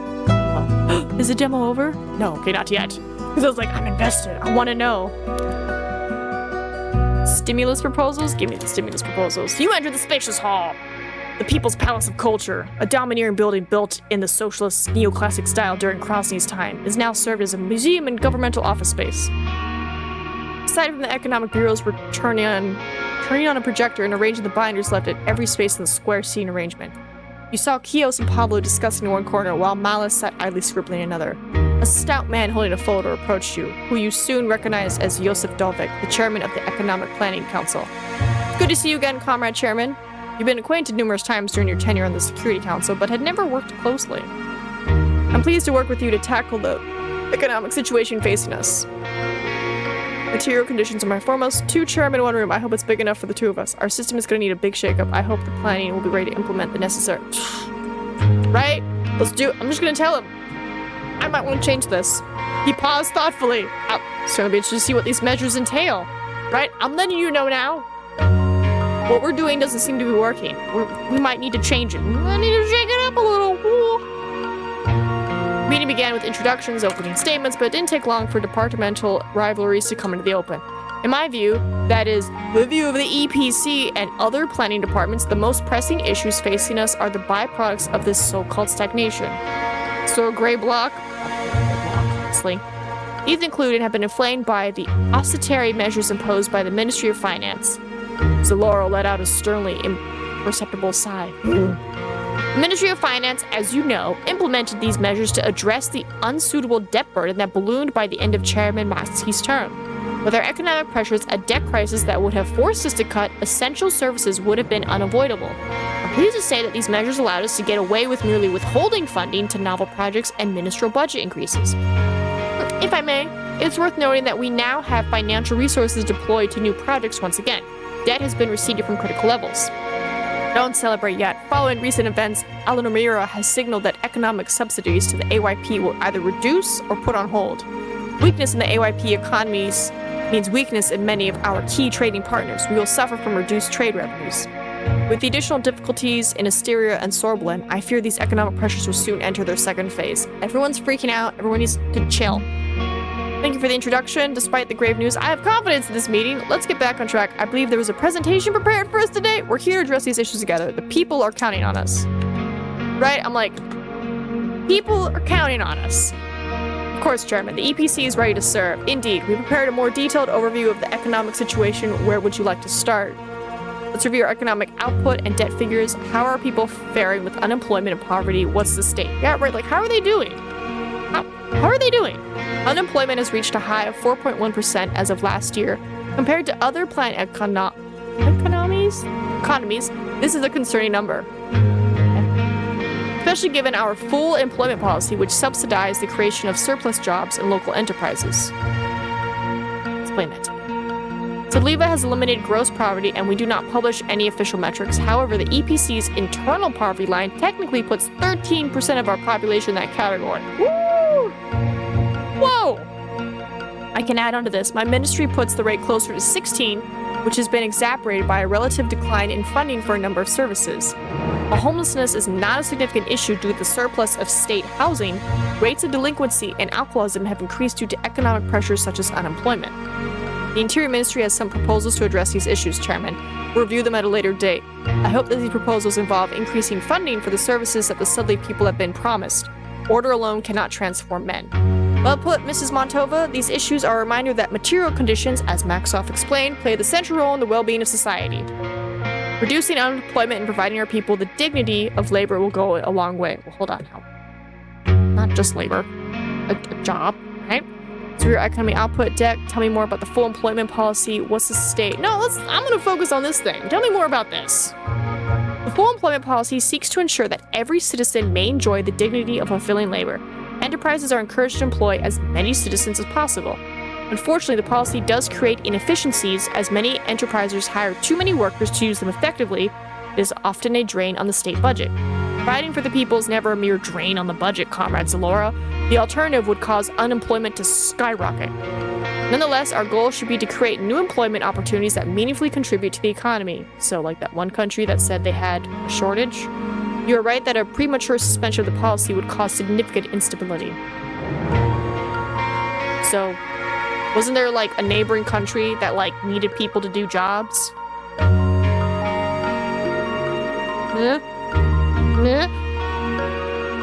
Oh, let's see. Let's review our output and debt figures. The latest internal figures put Sudliva's gross national product at 993 billion. This would be 108 billion in Vespuccian ducats. For comparison, our intelligence estimates Valacha at around 85 billion, albeit with a lower population, while Arcadia's GNP is naturally sized at nearly 500 billion.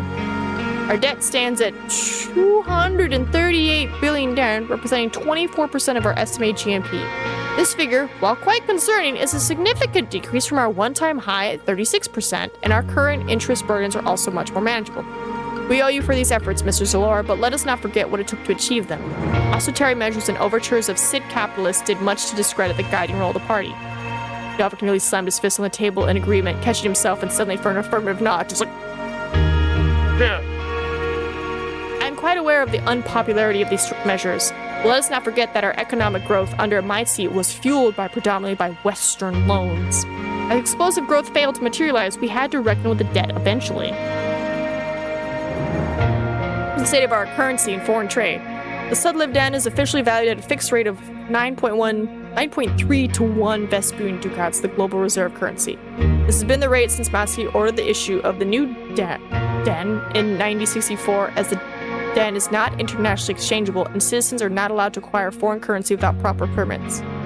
What? The gray market for currency exchange, prevalent especially in Sid, has been observed to value the dirt as a significantly lower rate, perhaps 20 to a ducat. Economic weakness, foreign trade imbalances, and the printing of money to cover current expeditions have all contributed to a lack of confidence. Another reason to foster stronger relations with our friends in the AYP. Stop talking about the AYP. We must expand our industrial capacity for more valuable exports such as machinery and finished goods. I would also like to point out that we've begun to be a net importer of farm products from the AYP in recent years.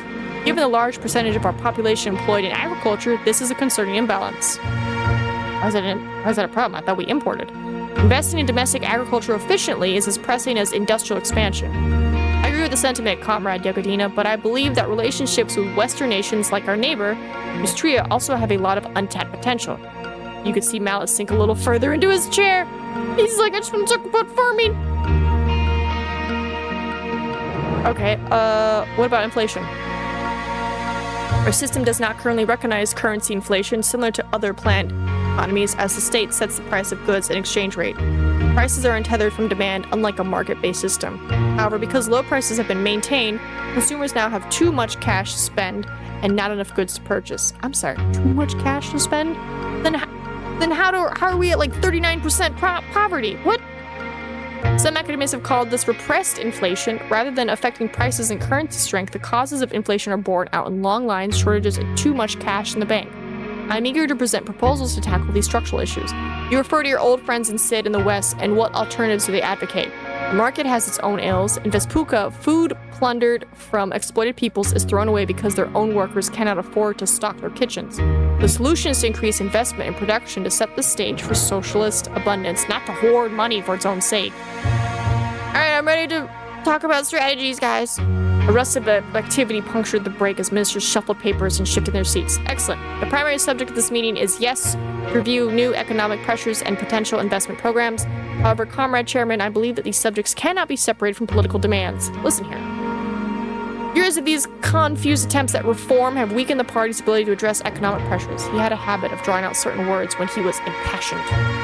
This situation must be brought in order if we are to construct communism and again begin surpassing the capitalist powers. I am similarly concerned about the cohesiveness of our economic organization, but I suspect the Ministry of Finance has a different perspective than the EPC.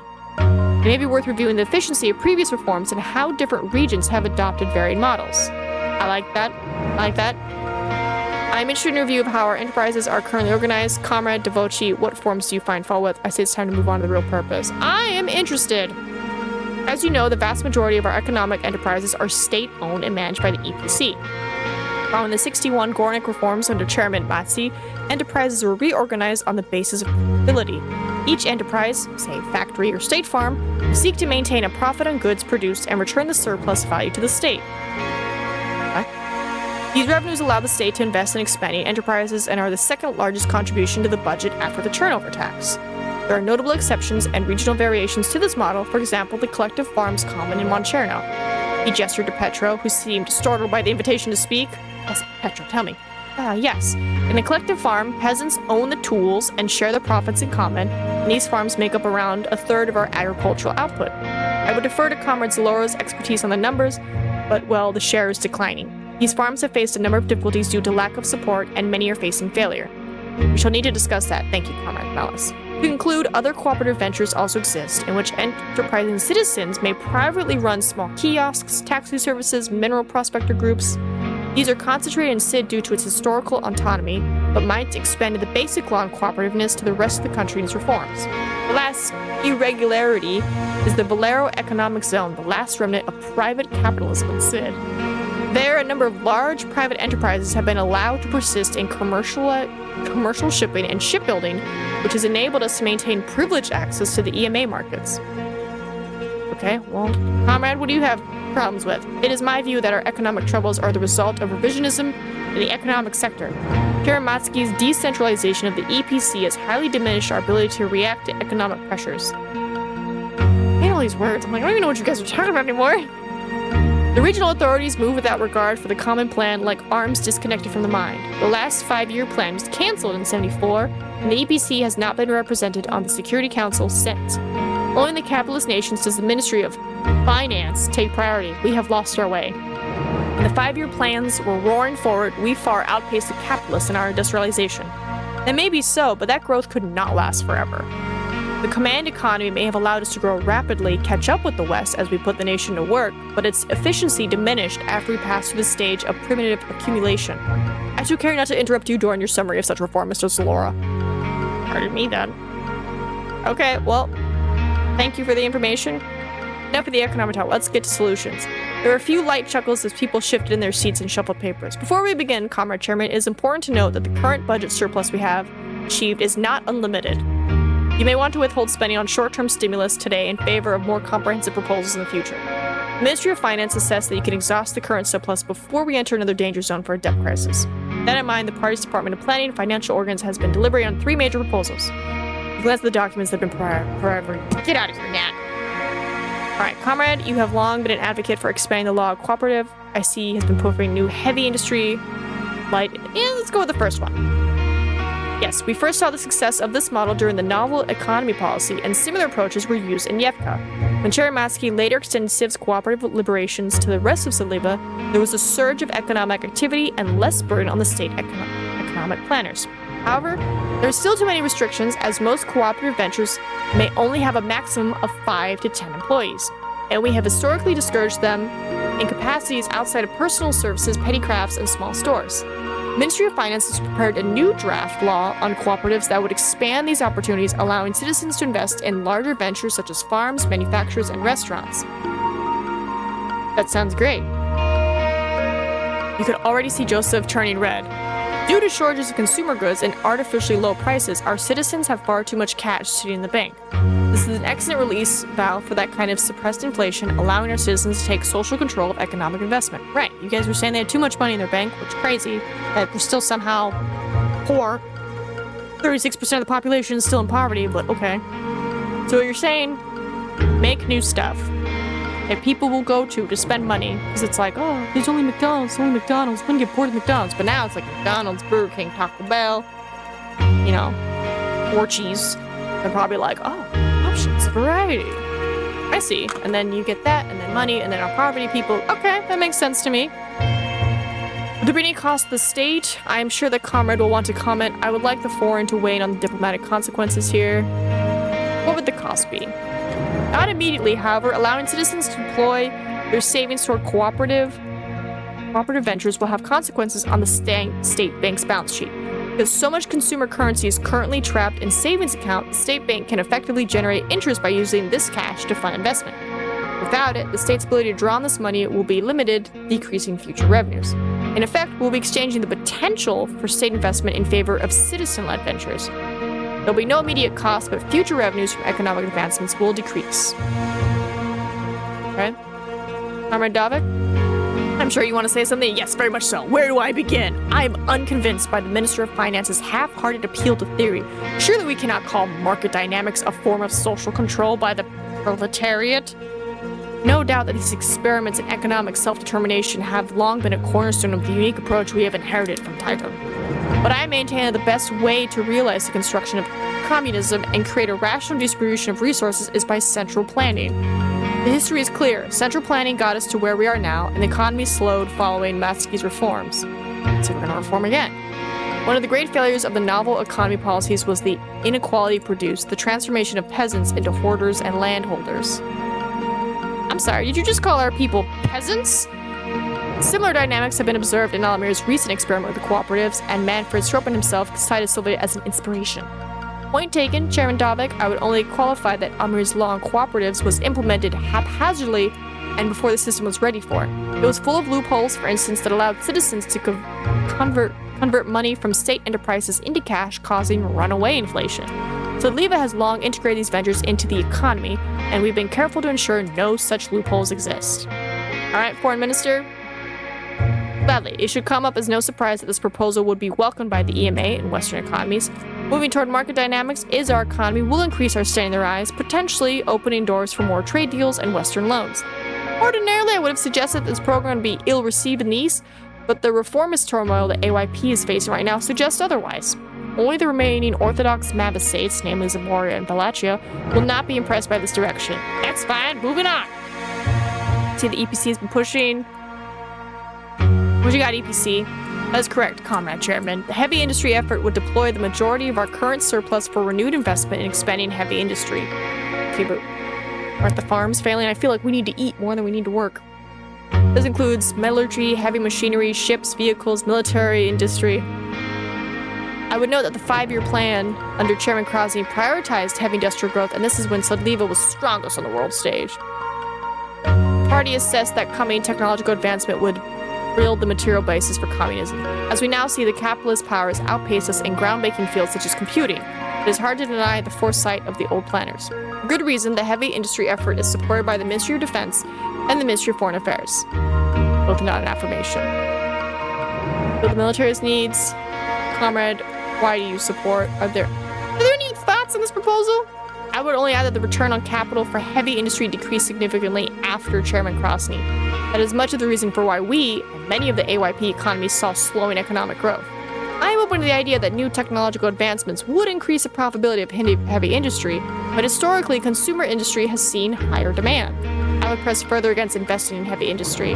The underinvestment in consumer industry has contributed to decline in living standards. However, this is best addressed when we discuss the light industry shift. I think that's all I need to know. Be gone. I'm like, I don't want to hear it. All right, tell me about the light industry shift. We're all aware of the current economic situation, and we owe it to several citizens to allocate resources where they need it most.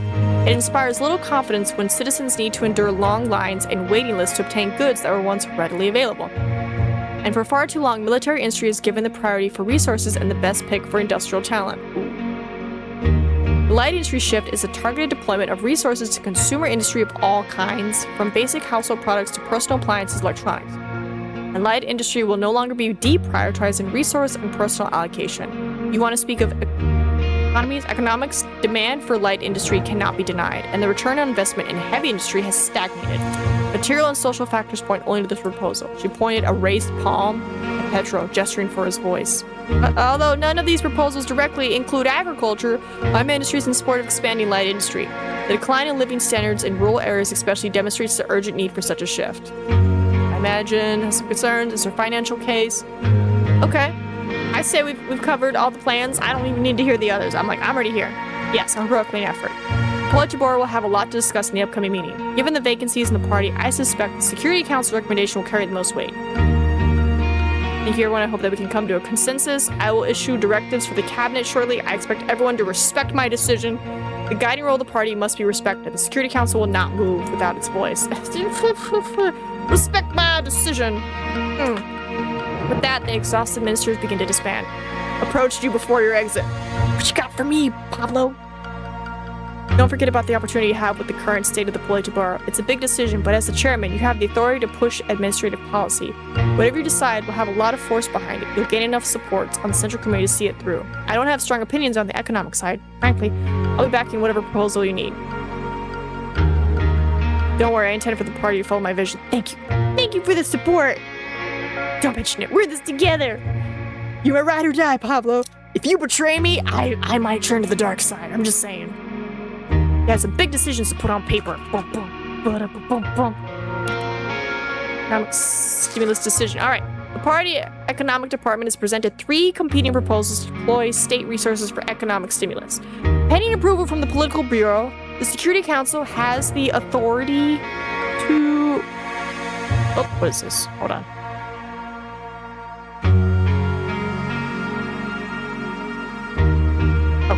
I thought it was like, surprise, we actually have a meeting. And I was like, oh, no, we're good. It's the premier of the cabinet ministries. Okay. I don't want heavy. I know I don't want heavy. I do like the expanded law, because then it's like, the money will then spread, which means people have guaranteed jobs, which means we'll have money, right? But I do know people are like, oh, it's inefficient. Because it's like, oh, they hire too many people. Hire too many people. How do we have too much money? Because that was like the big thing. We were just like, everybody gets a job. So I like that. But also, I want the light industry shift. Because I'm tired of the heavy industry. I want regular people to be like, oh my god, I was able to buy a fridge today. We can now keep our food cold. Or it's like, oh, I was able to buy food today. I didn't have to wait for 6 hours. I only had to wait like 2 hours. Yeah, I'm gonna go with the light industry shift. That sentence convinced myself, because I'm like, if they can spend less time waiting in line, they can spend that time working or spending money. Bam! Perfect. Meeting with the general. What's up, man?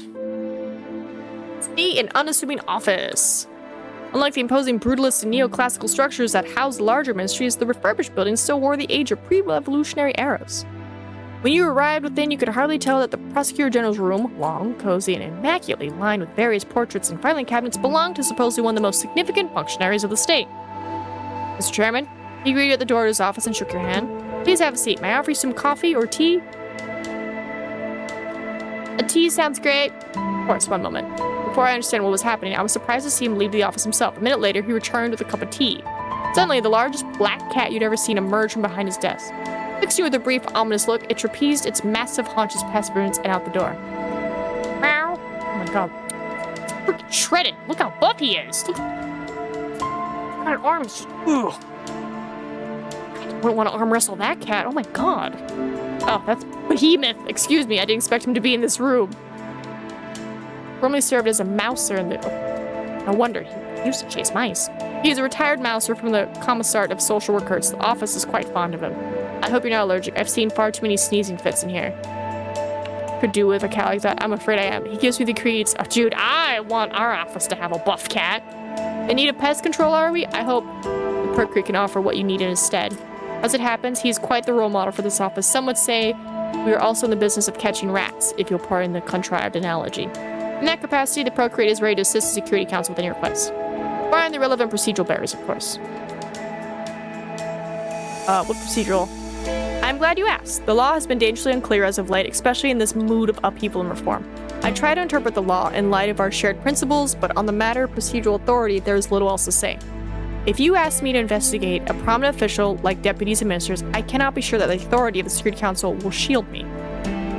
Our shared principles? Is there a higher law than that of the state you appeal to, yet you're also the head? I seem to recall you arrested many high during Chairman's anti-corruption campaign. Indeed, and I had the full backing of Chairman Meisk at the time, who, as you recall, affirmed his authority after 66. I've seldom exercised such authority since. The status of the Procreate has waxed and waned under Chairman Blanco's tenure. Paused the show of similarity. May he rest in peace. You also are the head of Party Disciplinary Commission. Our shared principles. Is there a higher law than that of the state you appeal to? Give me number 2. This is correct. I have become somewhat of an expert on misbehavior, but the role of general security is now vacant. I cannot act without clear direction from the Politburo. You see, this political uncertainty helps no one. I must wait for guidance from the party, Congress, to act. Boom. He smiled. Perhaps you speak of my time representing the church. I am aware that appeals to natural law are considered quite anti-Maximus. Yet we also seem to have dispersed the notion that the law will wither away after Chairman Krasny shelved the concept in favor of legal stability. Perhaps that is why so many humanists have warmed to the idea of there being a moral change in our mission to liberate the workers of the world. The idea offers some warmth in the darkness of status positivism. For a moment, a guilty expression. But while I am rambling, I only meant to say that the principles of Maxov and Titan will do little to protect me if the Congress wants me removed from my position. Alright? Bradley, let's discuss your intentions. The questions of what you need from the project may illustrate my point. My office can be a very powerful tool when your authority is questioned, but let us say enemies of the people. If I'm not mistaken, some figures in the Congress of Deputies have recently presented issues. There's issues with the president. We need to deal with the nationalists. Let's say I want an investigation on anyone involved in the Sudis incident. The figures outside the state and bother me the most that Velasco will be liquidated. Let's go with this. He raised eyebrows. I'm struck by your ambitious vision, Chairman. I'm sure you'll want this pursued far and wide to the very top, perhaps. I fear, however, that such an investigation would not be accepted by many in the party, or even the Perker itself. Certain assurances would be needed to carry such a task through to the end. The influence of the Congress of Deputies, for instance, would not be preferable. But if a case could reach the Supreme Court, where the regional officers have more sway, we could attain a favorable result. I'm afraid that the current procedure do not afford so much flexibility. There have been some issues. President of Congress. I thought you might say that. His reputation certainly precedes him. Another odd smile. I believe there would not be much investigation needed to indict him. Indict him for, bourgeois behavior unbecoming of a civil official. However, the question of authority remains. President Pato has shown that he's willing to use the legislation to get what he wants. I must remind you that the office of the Prosecutor General is under the authority of the Congress of Deputies, and that is perhaps sufficient to illustrate the problem. Let's talk about the nationalists. A perennial issue and one that has a long history with the Procreate. Many in my office have a history with hysteria. CLP, on the other hand, have such stronger legal status. They are shielded by both the Charter of Sid and Chairman Massey's electoral forms. And there are other difficulties with investigating Andre Urbino. You might imagine that one's position is already subject to much oversight. Wait, I thought Urbino's friend.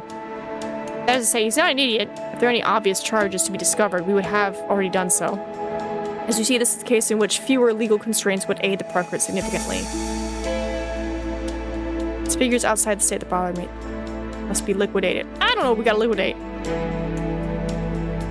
So your hands are tied. Not quite, Chairman. The Purgatory retains the power to investigate those that you wish investigated, yet the power of this office flows from the state, the legislation party. In this divided time, its authority cannot be relied upon. Any good Max office knows that law is a relic of the state, and abstraction be eroded so that power can return to the community. Until then, however, it can be the vanguard's shield. It can protect the workers' state and shape individuals for the better. That is why I've been working with a number of scholars and functionaries on proposals that would clarify the constitutional scope of, well, the law. I believe that having a stronger rule of law could benefit. Yeah, why not? Be careful who you say that to, Chairman. The rule of law is a term so tainted by liberal premises of the separation of powers and so forth. Oh, geez. Okay, sorry. We must be careful, as Maxoff wrote, not to fetishize law as a sacred ideal of its own. It must not serve to alienate the masses further from the powers they have alienated the state. Nonetheless, I suspect that you will find these proposals of particular interest. Law is an abstraction that will wither away. To entrench is once more counter-revolutionary. Don't play games with me. There are no legal constraints. There is only the party's command. You merely seek more power. Well, hold on now. Let's play the gentle game. I do not disagree, Chairman. Maxoff writes the matter definitive. Yet did Krasny not entrench law when he raised the procurative up, re-establish old penal codes and court systems? No, I think the circumstances demonstrate that law was needed in those trying times. He ran his fingers along the edges of the papers, straightening the files as he spoke. Let us conclude with what we set out to here to do. After the investigations are complete, I shall let you decide which legal charges you might present to the political, if at all. Okay. There's no business being in office. It's a threat to brotherhood. It's time that the answer to the state. Escape Pontus. Hold on. It's Pontus. It's Pontus. Because I know Pato is him. We want to get rid of him. Who's Pontus? Don't know who Pontus is. There's so many people. Okay. Justice may be done for the victims. Investigate hardliners. That'll not be something I have no need. I can investigate Pato, but I know they said don't do that. Investigate the hardliners, and they're gonna side with me to go against Pato. I will have to work quietly on this window face. Stiff resistance in the party, and it's deeply tied. Nonetheless, I will update you as soon as possible. Are you sure you have no further orders for the procreate? Do it. A productive meeting. He rose to shake your hand once more. Please excuse my long-windedness. I have been told I have a tendency to ramble. I will meet you as soon as possible regarding the status. As always, I'm glad to serve. Woohoo! You nearly trip over the massive cat again, which fixed you with a mighty look with its piercing eye. It disappeared around a corner with the clacking of typewriters was cut by the cooing of those seeking the cat's attention. Following a few wrong turns, you exit a surprisingly labyrinth hallways of the small building. I feel like I need to, check up here. Brotherhood and Unity Day Parade. Okay. What's going on down here, though? Oh, it's the same thing. Okay. The subject of the approaching Brotherhood and Unity Day Parade was brought up during one of your meetings with Pablo. The importance of the Sun Labor Revolution's victory was marked by a bombastic military procession in the center of Visigova. I'm sure you're aware that the preparation for the upcoming Brotherhood is well underway. Granted, am I going to need to prepare a speech? Am I going to need to prepare a speech? Don't worry, it's not your turn just yet. Traditionally, the leader of the party conducts the parade and addresses the crowd. That means our first secretary, Istri, was speaking this year. That's fine with me, that's one less speech. Frankly, it's becoming an antiquated, we need to become a modern state. It's fine, whatever, if the people like it. You better prepare to do it next year if you want to lead the party. Hell, if you're not in the habit of giving speeches now, you may be doomed. He got back on subject. Anyway, Petromaus has been trying to drown every party department in memos about the agricultural situation. The man needs to have the spine to speak up about it in a meeting. He's no Venero, that's for sure. See with affairs of the Security Council. Brotherhood arrived before you knew it. You sat among a clutch of other party members at a grandstand erected in front of the tomb of Tatian.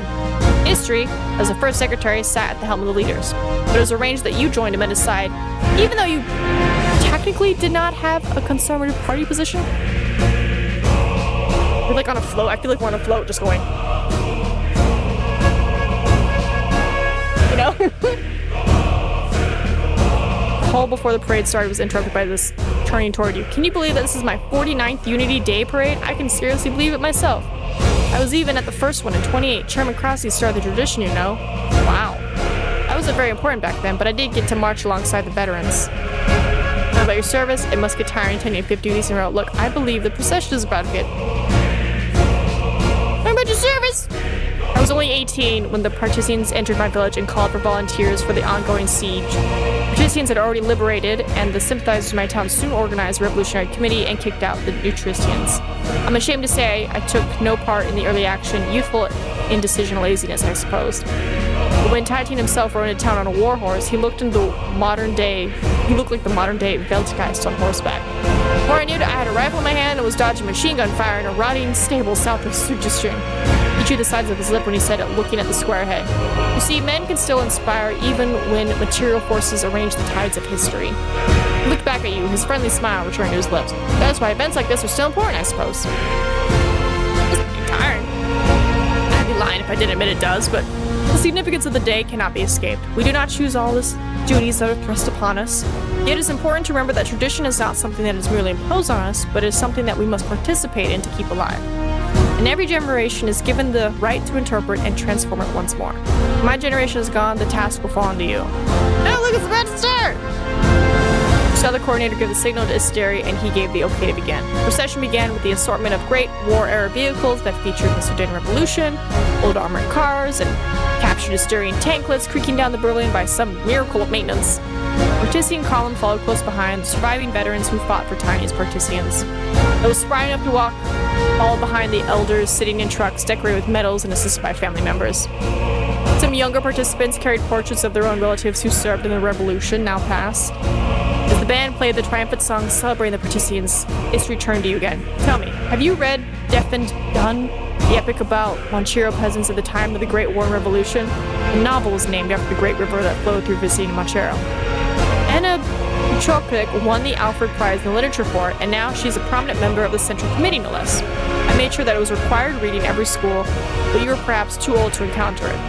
He was just loud enough to hear over the commotion. I have indeed a masterpiece of socialist realism. I'm afraid it was too long ago. I found a substance a little like the propaganda was too forced. This feels like a weird conversation to have on a float, but sure, yeah, it was great. It was a great book. That's to say the least. It is a sobering read, the suffering of the toilers during the Great War, man turned against man for the whims of the bourgeois. I think of it every year we hold this celebration. What was all it for, if not for this? For the promise of brotherhood and unity across nations. All the veterans had now thinned, the trampled flowers paving the way for the infantry vehicles that formed the next part of the parade. Don't let their sacrifice go to waste. It is too precious to risk on anything like that has happened in Al-Namira. They fought for a better future, that's all we're trying to achieve. Their sacrifice means nothing if we do not create a prosperous democracy. I do not blame trying. I take the sacrifice to heart, comment. I would never fail the revolution. I'm just gonna go with the first one. Sure enough, but do not let the concept of a better future be clouded by mere idealism. Hello, Andrew. Hi, Dion. We are creating the material conditions for a communist society to emerge. You came at a great time. We're playing a Withering State, the demo. By now, the tanks have begun rolling in, beginning with the now antiquated PZ-45s acquired for Armenia in times of stronger times. They were juxtaposed by the sleek Vesperian M60s given to Chairman Bissett at the height of Western support. It is almost my time to speak. Humor me. Next year could be you giving a speech. What would you say to the people now? How would you remind them of the importance of this moment? That we are advancing to a stage of a developed socialism and heading toward full communism in a matter of decades? I would remind them who opposed us, not just the Nutrients and Centuries, but also the Lithuanian Dragoons that reinforced their allies. I would be honest about the struggles we face and promise that change and transparency is coming. Oh, nice. Sounds fun. Let's hope that nobody accuses you of plagiarizing Chopin's speeches, among other mistakes. Listen here. When the missile system passed by, Istri slowly rose toward the podium for his remarks. The stillness gradually settled over the enormous space, the crowd quieted by the receding noise of the vehicles and the silence of the music. Comrades, soldiers and sailors, comrade officers, generals and admirals, dear veterans and citizens of Sudlivia, we must congratulate each other on this day, the 56th anniversary of a revolutionary victory, our great triumph of brotherhood and unity. Is this like a concrete game? Not really. It's like an RPG political game, so not like, I guess is and isn't like Civilizations, but strictly the political, like there's no fighting per se, it's just all political stuff right now. It's pretty cool though. Great victory that delivered an insurmountable blow to the forces of imperialism, a blow that marked the end of the Great War. Our people's republic has continued to preserve against these forces, against the clutches of capitalism and revision of both. I greet you, not only those who defend the independence of our brotherly nations, but also our citizen, those of communism.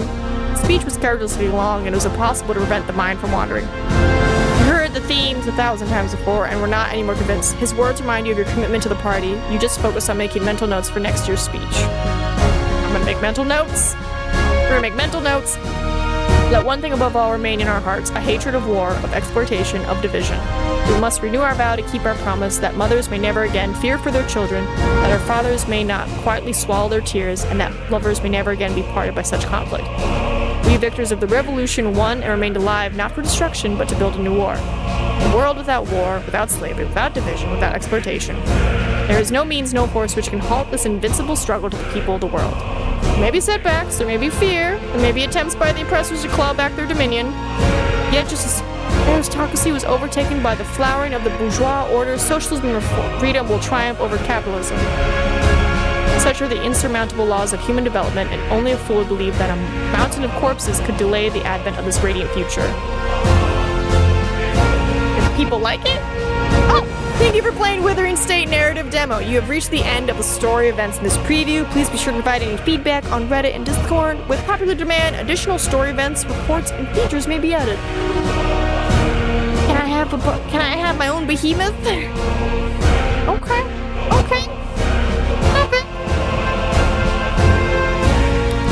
I feel like vested now. I'm just like, ooh. But there we go. We were able to do 3 games today, and with that, we're gonna call it a day. And wow, what exit music we're having. But thank you for stopping by, and be sure to check out any of the games we played today. Until next time, Susu is Massey. Bye-bye.